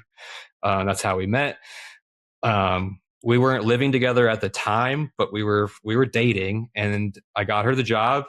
She fucking busted her ass, and Garrett was in awe of how well she could sew and how well she could put patches on so fast, because he was the only one doing it at that time. It was just him. Right. And so she hired her on, and for the first, I think, year or year and a half, she did a couple patches a day. And then I think she swept for 8 hours a day. And I don't know what kept her there, but up until we moved to the new location, Garrett bought the Tajima 6-head embroidery machine, full send, and goes, "Hey, Jillian," which is my girlfriend, "figure it out." Right. And she was the only one who knows how to run that machine. But that's kind of what it takes, though, when you start it's like a gamble and an investment at the same time of, if you want to try to find someone. Also, like, say, getting into embroidery or getting into doing more patches or whatever, like, at some point you have to say, okay, I'm going to try this. And like you said, if she worked maybe 2 hours a day doing actual patches, and then she ran out of work and then had to sweep for 8 hours, that's kind of the price you have to pay to grow into that. Because what a lot of us like to think is we're going to get this equipment. We're going to just post on our website. We do patches now. What we want to think is, okay, we're going to have enough patchwork to have somebody hired for 40 hours a week to do this. Sure. Well, that's not the case. What's going to be the case is you're going to get stuff here and there. And then eventually it's going to grow and grow until you have to buy more machines and you have enough work for this person to do 40 hours. So you kind of have to have that investment of, we want you here. Please be okay with the fact that you might have some work here and there, and that eventually you'll be doing this all day, every day. Oh yeah. Yeah. She suffered through it. You know, we threw her at the end of the dryer for a little while. And there was, you know, during the slow season, she would catch. We had her pulling bandanas when there wasn't anything to do. And, you know, now she's full time running that embroidery machine. That's is awesome. always running. So at what point did they figure out that this was okay? Yeah, I was like, I forgot to mention that. I think it was. And also, why did you hide that shit, dude? Everyone always asks that, and I was like, I don't know. I just thought it was unprofessional. We were in different parts of the building. Like, we never even saw each other unless it was lunchtime. We still don't. She's in a completely separate department than me. You know, there was no reason to hide it. It was just, you know. I don't think it needs to be known that we were together. And then also, to your credit, I think that they might not have hired her if they had known that this is I'm just trying to get my girlfriend a job. Right. Yeah. Yeah. But yeah, then we moved in together. We were together for a little while. And I think it was the second Christmas party that she was a part of. So the third Christmas party that I was a part of, we decided to just tell everyone. And they were like, obviously, you almost, fucking idiot. I think 80% of everyone was like, yeah, you guys go to way too many concerts together. Right. And like, you guys hang out way too much. Like, it's way too obvious. And I was like, all right, well, fuck me. But whatever. It's out in the open now. I feel better. So here we are. Yeah. But no, she's still there. I'm still there. It was really a really quick little side note is that she broke her ankle last December. And so she was out for about 8 months. And we had to outsource our embroidery for a little while because no one could do it. Right. She didn't want to wheel herself around or do embroidery from one of those weird, like, kneeling things. Oh, she tried. We tried almost every option. I still have 3 scooters on top of my garage over here. I always think those are funny looking where people have that, like, your like knees bent on this little scooter thing. And then like, you try to roll along. Yeah. Right. Yeah, no, it was brutal. That was a brutal time. But she's all good now. So good. I'm glad she's back at it. Yeah, she's my thread queen. She's the thread queen. She throws it down. Hell yeah. So what's next for you, man? I know you have this side project going on in the garage, but also like at the shop. What is the next evolution for you at Pine? Like, do you see yourself just being the overlord of setups and the perfecter of registration? Like, I love that. Garrett made me business cards not too long ago that say print engineer, which I think is great. That's the term for what you're doing. Yeah. No, I told him I would love to revisit, a manager position. I don't see myself going anywhere else. I love Pine. I love the work that we do. I love the clients that we have. Like, some of the artwork that we get in is just like so cool. I'm like, how the hell did we get this? Like, all those topo designs that we did recently. I'm like, wow, this is cool. There's something I can never do that in my garage, but I love doing it here, and I don't want to stop doing it. I always want to be involved in the print. I am such a nerd about the print at this time in my life. Ask me in 3 years. I don't know. I might tell you something different. But I love being the hands-on problem solver, walking around the press. Oh shit, this one's running dry. The yellow bumped out of reg. Fix this. We need a fogger on 7. Right. It's like the way he put it at the beginning was like almost like the air traffic controller of the press, which I thought was really cool. You're making sure that all the runways are clear and that they're good for takeoff, which means too soon. Oh shit! Fuck DIA! Damn it! I know. I was just talking about that today. For those who don't know, who are listening, about the person who walked across the runway and got fucking sucked into the plane. Happened like 2 hours from me. Oh yeah, it was there. Yeah, that's at my airport. I mean, it's not in Denver. Don't Did get they it say twisted. why that person was walking across the runway? My mom texted me earlier. She always gives me news updates. She said that it was an attempted suicide, and they have identified him apparently. So That's insane. but yeah, there's no way he knew what he was doing. 100%. Yeah, I was like, why else would you? But also, who picks that? That's one way to go, man. That's so rough. Like, yeah, it's instant, but still, like, at one point he had like liftoff. You know what I mean? Like his feet came off the ground and got sucked into a fucking jet engine. It's Final Destination in real life. That's crazy. I saw. I can't tell what's real or not anymore, but I saw a video earlier of like the people leaving the plane down the slide, and then there's just a mutilated, sucked-in human engine. It just right looked next like to a bunch of brown mush from the one that I saw. I don't know if maybe yours was a little different. I'm not trying to be insensitive, by the way, to people listening. I know, yeah, like it's crazy. This is what you see on social media days, man. Yeah, it's wild. But no, so yeah, I don't see myself leaving Pine. I want to be involved in printing it some way. I don't want to, be the guy that was just doing the scheduling and telling people what to do. That's not for me. Yeah. So yeah, I get it. I love to your credit though, and I'm not trying to blow smoke up your ass or anything, but like, please do. Doing this for so long and having my own shop and employees and whatever, it is very rare to find someone like you who loves what they do for, I don't want to say for somebody else, but like as an employee, like a lot of your characteristics are someone you see as an owner who's like, I want to do this shop. I want to grow this. I want to dive into everything print. Like it's a lot harder to find an employee who's like, I want to learn everything about this. I love working here. I respect the owners. I respect everything everybody else is doing. But like I found my place as a print engineer and I'm stoked to do it. And I want to continue to do so. And is also eager to go out and learn and like all these other things. Like it is a very rare employee. So you should pat yourself on the back to a degree of like, I'm in rare space. So thank you. Yeah. Thank you for kind of being that person, because it makes me feel good about generations of people that still want to do this and learn screen printing. Yeah, I mean, there's very few, but I tell you what, I've met some people my age and even younger that have been like, dude, you're inspiring me to push this, and I'm just like, dude, I'm doing my own thing. It's crazy. They're like, I want to buy my own press because of you. I'm like, well, okay. Well, I mean, that's the thing is, it's like you're not doing like a social media thing to like be an influencer or any bullshit. No, dude, like that. You're doing it because you like doing it, but like the thing is it does inform other people, young, old, whatever, that this is doable.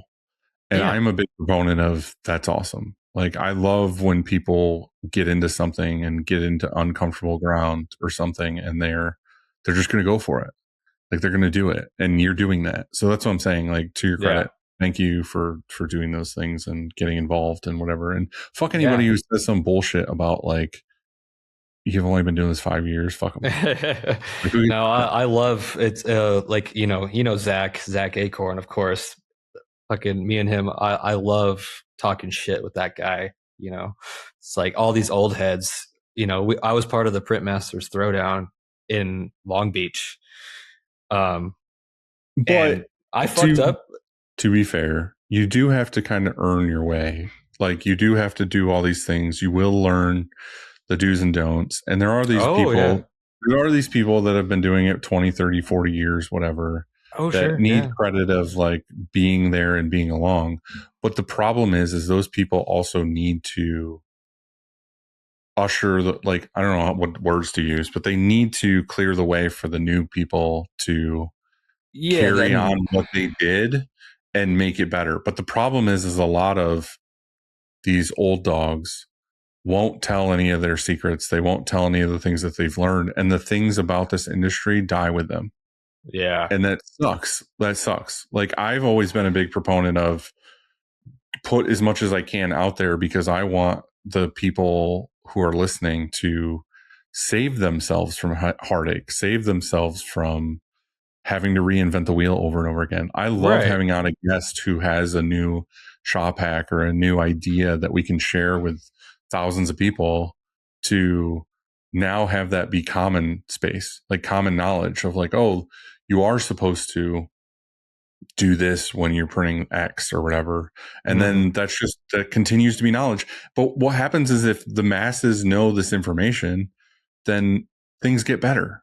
Like, technology, like, nobody's going to build an app or a product for our industry if it's like 3 people asking for it. But if everybody's on the same page of like, I want to use X ink because it makes my print better, then someone's going to evolve that into the next good thing, or the next tool, or the next whatever. Like, that's the only way any of this is going to get better, is if we all know things and we're all on the same page and it gets better. What sucks dick is when someone's like, I learned this, fuck you, I'm never going to tell anybody else, because then it's in your own bubble and it's never going to get better. Yeah. Like, you know that and nobody else. Then cool. We're all just going to suffer through the same bullshit over and over again in this hamster wheel, because nobody's willing to evolve this industry and grow it and be better.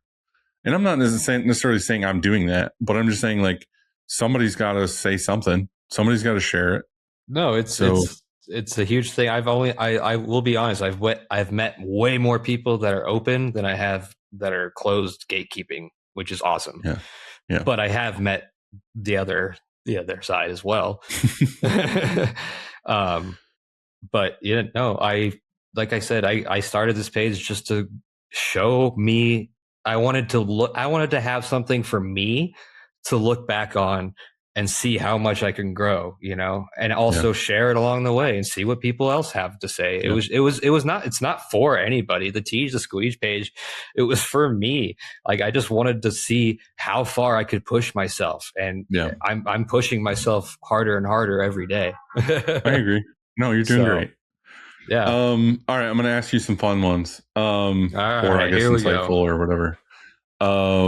Well, I guess for your 5 years of doing this, and you were a screen printer before, like novice screen printer, what's one thing you've changed your mind about over the last 5 years about this industry? I think one thing has been very humbling is going from manual to auto, back to auto to manual. Yeah, that's true. is crazy to think about how automation has changed, from me coding and doing everything by hand to now working at Pine. I mean, we don't have a laser yet.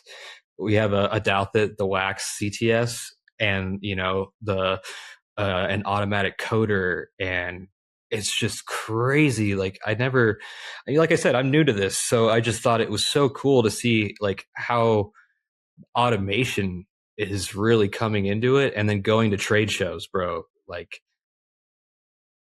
it has really opened my eyes how technology is actually a part of our business, and how I need to stay up with that, because generally does make your life way easier when it comes to a lot of these things. I'm a very old school analog guy. Like, that's just how I was raised by my grandpa, by my mom. Like, I have a notepad where I take notes. I don't do it on my phone. Like, don't say that out loud. I fucking said that years ago, and now I can still get the comments of Dylan uses fucking Post-it notes for everything. Like, I'm just very old school. Like, I've never had a Twitter. You're better off. Yeah, like, just little shit like that. I'm not into the huge technology stuff, but when it comes to screen printing, it's crazy how far it is, and it's very humbling. When I bought this press and I bought this dryer, and I was like, all right, I can do a print here at home. How hard it was. How much more difficult, yeah. Then he's like, dude, I do this every day at Pine. Why is it so hard to do it at home? When you're like coding your own screen in the cold. It's a totally different ball game. So the word, like I said, the word humbling is a good one to use. Mm-hmm. And in the short 5 years that I've been doing this, I don't know if that is, answered your question or not. no, I'm it definitely sorry. did. I know. I fully get it. It gives you the perspective of, going from doing it manually to automatic and then going back to manual as Yeah. well of, now what the other side of the road looks like. And I it's know. hard. It's I hard to unsee it. understand. Yeah, like, and I understand. Placing, like, literally just for that brewery, understanding. They were providing the shirts, but then getting a proof made and an invoice made, and how much am I going to charge them? Like, this is all shit that I didn't think about. I was just Right. like, hey, I want to print in my garage, but this is all stuff that comes along with it. That's a whole another huge topic that I love getting into. Yeah. Is when you have an employee, and I've had this a few times. I think I brought this up with Christina. They work for you and they just run the press, and then they quit, leave, or they get pissed and they're like, I'm going to start my own shop. And then they realize the 900 other things that go into it before it even gets to the press. And they're like, oh, fuck. And then they just fall off I won't say his name, but I had an employee who did that. Like, basically quit and rage quit or whatever over this stupid ass thing. And then was like, oh, I'm going to start my own shop. Went out and bought some like shop kit, basically, like the press, the dryer, the whole thing. And then that's as far as it ever went, because it was like, oh, I have to get sales. Oh, I have to like know how to do artwork separations. Oh, I have to do all these things. Oh, yeah. And it's like, yeah, dude, the printing part is like, yeah, it's a big part of this, but it's also one part of like 900 things. So that alone is, like you say, humbling. That's humbling. Is like, oh, I also have to do bookkeeping. I have to be a bookkeeper. I have to be an artwork separator. I have to be a fucking all these things. Yeah, I have to be a salesman. I have to. Hey, it's doable. I've done it. Every shop has done it. We all started from there. Exactly. But what I'm saying is, it's not just one thing. It's not just like, you might be awesome at printing t-shirts, but you might suck ass at being a salesman or a customer service rep. I think I put that in my bio that for the question. It was like, I'm a badass printer, but I suck ass at dealing with people. Like, people are not my thing, man. Never have. Hey, never that will might be where your girlgirlfriend comes into play. She might be really good with talking to you. Sure. I mean, she's decent. She used to be a server, so yeah, there you go. What's one small thing that makes a massive impact for you as a print engineer at Pine? Having a good support system is always really good. We've gotten to this point where now I don't have to show anybody anything, and I think having that support, like you have, I think your production manager's name is Bill, right? Yeah. Having that support where if Bill says, hey, this needs to happen, I need to order this, or and you don't argue with him because he knows what's best. Exactly. I think having that trust with someone who's on the floor rather than a salesperson or a production manager, like someone who's actually doing it, is very important to me. I don't know. Yeah, no, that makes perfect sense. Yeah. Like someone who's actually getting their hands in the ink, they're seeing what's going wrong on press, being able to call the shots, saying, hey, I need this to be on a 110 mesh instead of a 230, like, or, something like that.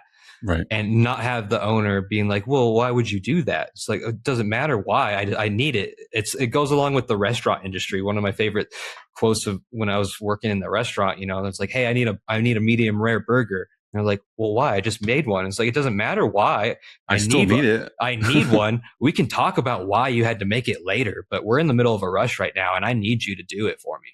Right. Exactly. So, and that's another thing that I think working as a bar back, as a print hand to a press operator was a really cool, like, jump in the ladder, because as a bar back, you're making sure everything's filled, glasses are good, tables are wiped. And then as a print hand, you're making sure screens are clean and squeegees are nice and set up and sharpened, and making sure your press operator needs everything you need. And then as a press operator, you're making sure everything that you need is working as well. So it all goes hands in hand.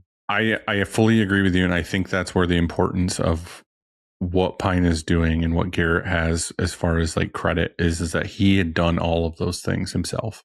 Yeah. And I think that's where you get respect for the people who are doing it after you, is that I've done it. I know what that job takes. I know the downfalls. I know the celebrations. Like, I know how your day goes and I know how you're feeling. He's done it all. Right. But that's what I'm saying is that's what gives you the respect for that person to, if you come to him now and say, I need this to be whatever, he is like, yep, I get it. Like, I know the spot you're in right now. I know the stress you're in right now. Like, just do it. Yeah. Rather than like, if he had just done sales and never touched a squeegee or whatever, he might be like, well, why is this happening? Like, what? Like, oh, you must be wrong in some way. Yeah, like, no, he understands every aspect of the business, which is huge.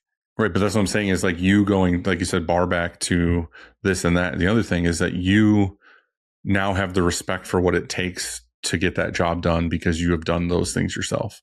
And I think, again, that's a huge credit to where you are, is because you've done those things. You put in the effort to try all those things. And again, like even manual printing, I say, which is, it's weird, but like if you're an auto shop and you hire someone to work on an auto, you generally like, oh, you're a press hand. Like you can put inks in, you can pull shirts, you can do whatever. That person is never going to manually pull a squeegee. Like they might be great on press at loading and unloading and registering jobs, but like I could take a press operator and be like, hey, go manually print that job. They're going to struggle. They're not going to know the hand feel of like how to hold the squeegee, what angle, the pressure, like all these things. And, you know, all the variables that come into manually printing. That's where, like, again, you taking the initiative to have a manual press in your home now gives you the respect for when something's on press, maybe a job is like an ink isn't clearing or this isn't happening. You can look at it from a different way because you know how that would be if you were to pull the squeegee by hand. Oh, yeah. I mean, you know, like, oh, the angle might be off or whatever. Right. Right. Setting up this press, like I bought it in pieces. I had to put it together myself, you know, setting up the off contacts and stuff. Having worked on a completely different brand of press, it helps a lot though. You know, understanding where the print carriage sits or where the screen holder sits compared to the screen and getting all that shit dialed. I wouldn't have known other than working at Pine. You know, it goes both ways. Absolutely. But just like being on that press and say off contact, you have to manually adjust it on the manual press to get it to work. And it's a totally different feel. The thing is with doing that, you can see the difference in the print based on the off contact that you have. Mm-hmm. So you could take that on press and on the auto and be like, okay, I'm printing on a thicker material or something. And then you come over to check it and you're like, wow, this is looking like it's, what is it? Is the screen not clearing? We're getting fibrillation. We're getting these issues. You know from the manual of like, oh, it's probably the off contact because you've had to tweak it so many fucking times to get it to where it needs to be. It just gives you that knowledge of that variable of like, I think I know what this is because I ran into it here. Yep. Whereas you might not have that knowledge if you've just done one or the other. Yeah, no, I love it. Yeah, it's awesome. All right. This question goes perfectly with this. If your life was a movie, who would play you? Oh man, I was talking to my mom about this one. I think I don't know if you could tell I'm a mama's boy. Old school TeeJay, I would want to say like Chris Farley or Jim Carrey. Because dude, I was a wild little kid, and like I've settled down in my late 20s. I was a troublemaker. I went to an alternative high school, blah, blah, blah. Got into a lot of trouble. I've settled down. But like the old school Jim Carrey, you know, crazy Fire Marshal Bill and like Chris Farley. Well, what you should say down by a river. Like I just what you should say is you are perfect to be the character in Cable Guy. Because Jim Carrey played Cable Guy, but Chris Farley was supposed to play Cable Guy. No way. I didn't know that. Yeah. So you are basically the Cable Guy. Oh, fuck. And I honestly, that's not one of my favorite Jim Carrey movies. You really just described that you were either one of those two. So you're perfect for that role. I just feel like it has to be some goofy comedy guy. I feel like nowadays, maybe Tim Robinson would be funny. A Tim Robinson TeeJay would be really funny. But yeah, nothing crazy. I love some good comedy. Physical comedy is for always, sure. Yeah. Chris Farley was the best at physical comedy with stuff like that, like falling on tables and just beating his chest to the bears. Oh my god, it's the best. My mom wanted me to come on this podcast and like stick my hair up like Chris Farley does. because she begged me to get a haircut before I came on, and I didn't do it. I was like, I'm just going to wear a hat. She's like, well, then you have to go on. First thing they see is just you with your Chris Farley hair, and you have to do the whole podcast like that. Pulling it up and then, I get it. Yeah. All right, last question for you. All right. Top 4 favorite movies of all time. Yeah, I knew it was coming. I'm a huge movie buff. I'm always interested to see what people say about this one. I'm all over the place.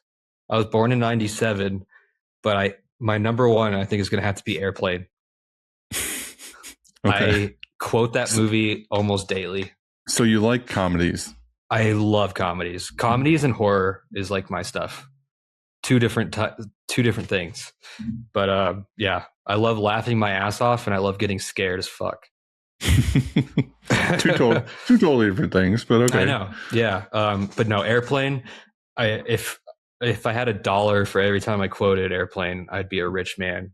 It's a good one. It's I haven't classic. seen it in a very long time. But dude, every 6 months or so, I give it a good watch. I think it's free on YouTube, which is awesome. But yeah, so Airplane, I love the comedy. It never can go wrong with Leslie Nielsen. I love that guy. Mm-hmm. And then a totally different aspect is The Dark Knight. I'm a Batman nerd. Also, Christopher Nolan, you can't go wrong. I wanted to say The Prestige instead of that, but I had to throw Heath Ledger in there. I'm a huge Batman Joker guy, so The Dark Knight. My favorite Heath Ledger is Knight's Tale. Oh, dude, Knight's Tale. I grew up with that. I have that on DVD. I can tell you where it is right now in my house. Love that movie. It's very good. Yeah, dude, the casting in that too is amazing. Mm-hmm.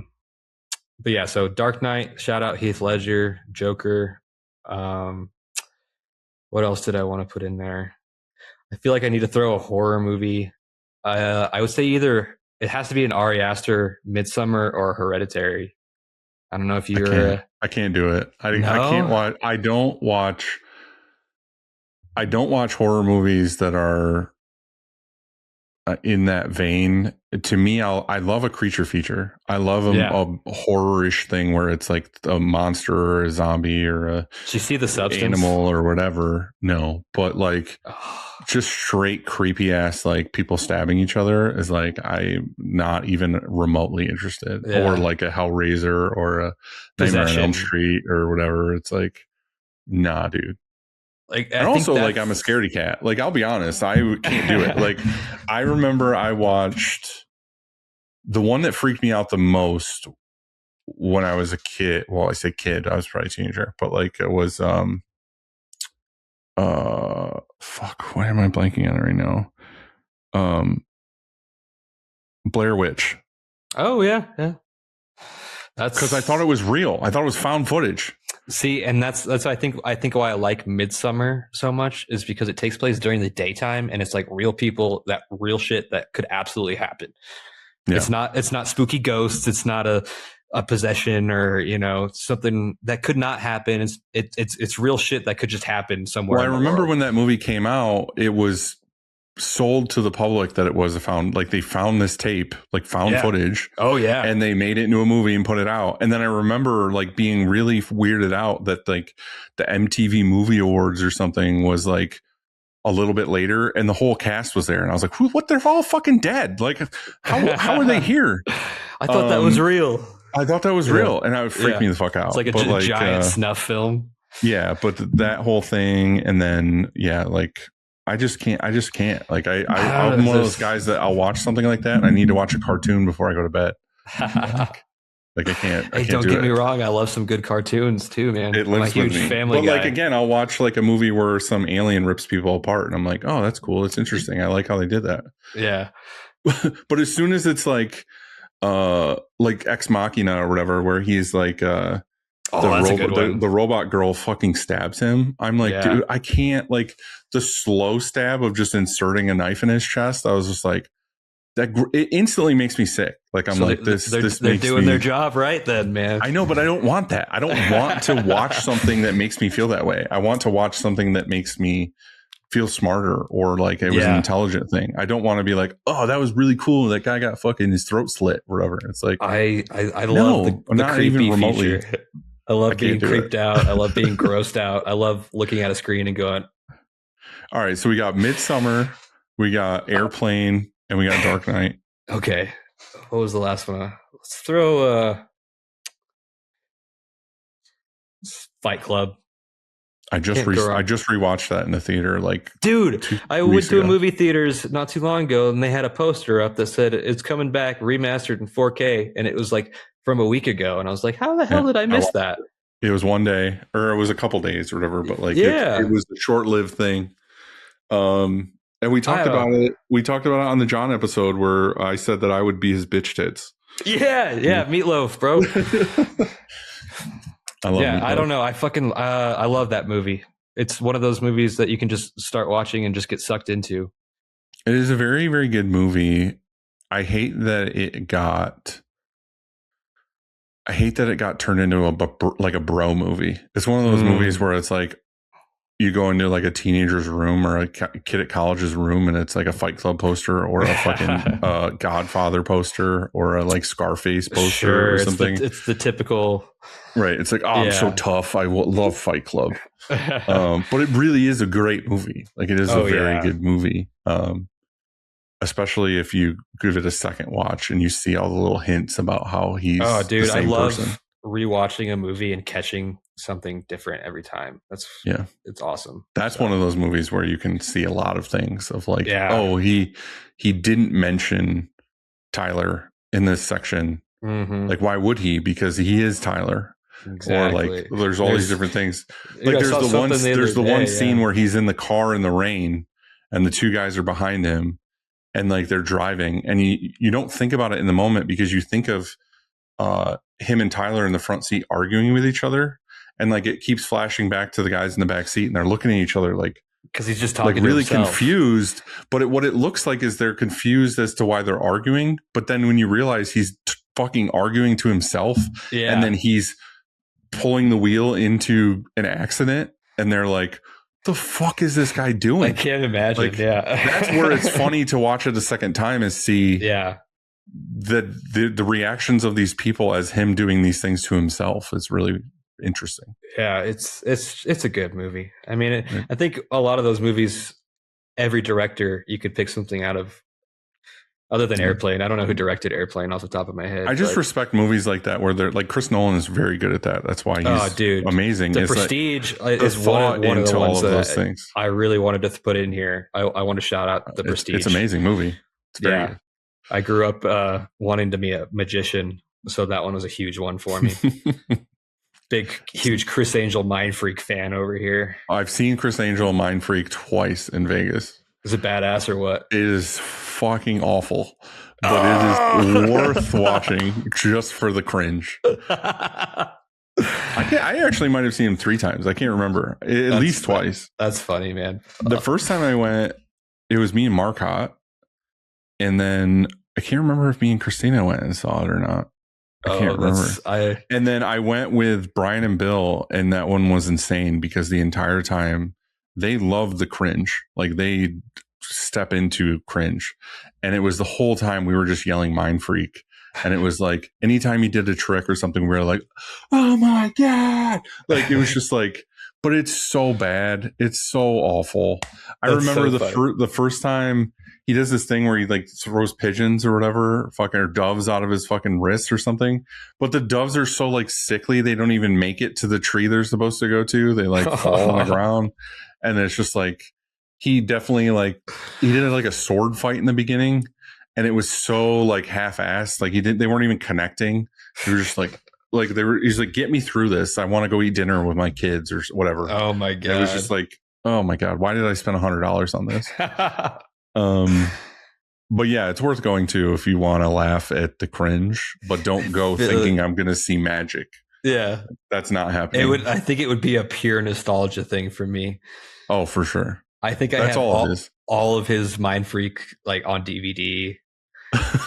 That's another level. That's not. Oh, bro! I take back everything I said about him. I don't want to ruin it for you. Yeah, no. Oh, that's hilarious, dude. Well, go to Vegas, go to Printing United in September, and then you can see Chris Angel. Go see Chris Angel. Hell yeah. It's worth it. Well, thank you very much for doing this with me, dude. I appreciate it. I'm glad we got to connect and actually do this. I'm excited to see where you go from here.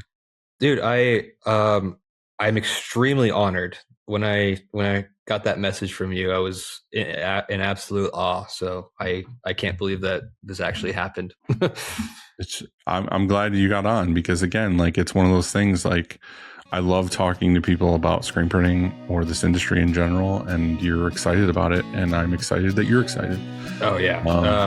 Yeah, I love going to shows. Like, my girlfriend is just like, she's like, that's your Disneyland. That's like, that you're so happy when I go to ISS. And then I was fortunate enough to go to Water-Based Camp, which was super perfect cool. for you. Oh yeah, it was amazing. I mean, it's just like, just hanging out, just nerding out, man. I fucking love it. Yeah. Oh yeah. So thank you so much. Yeah, dude. Well, have a great day. And I will talk to you soon. Cool. Thanks, bro. I really appreciate it. Later, dude.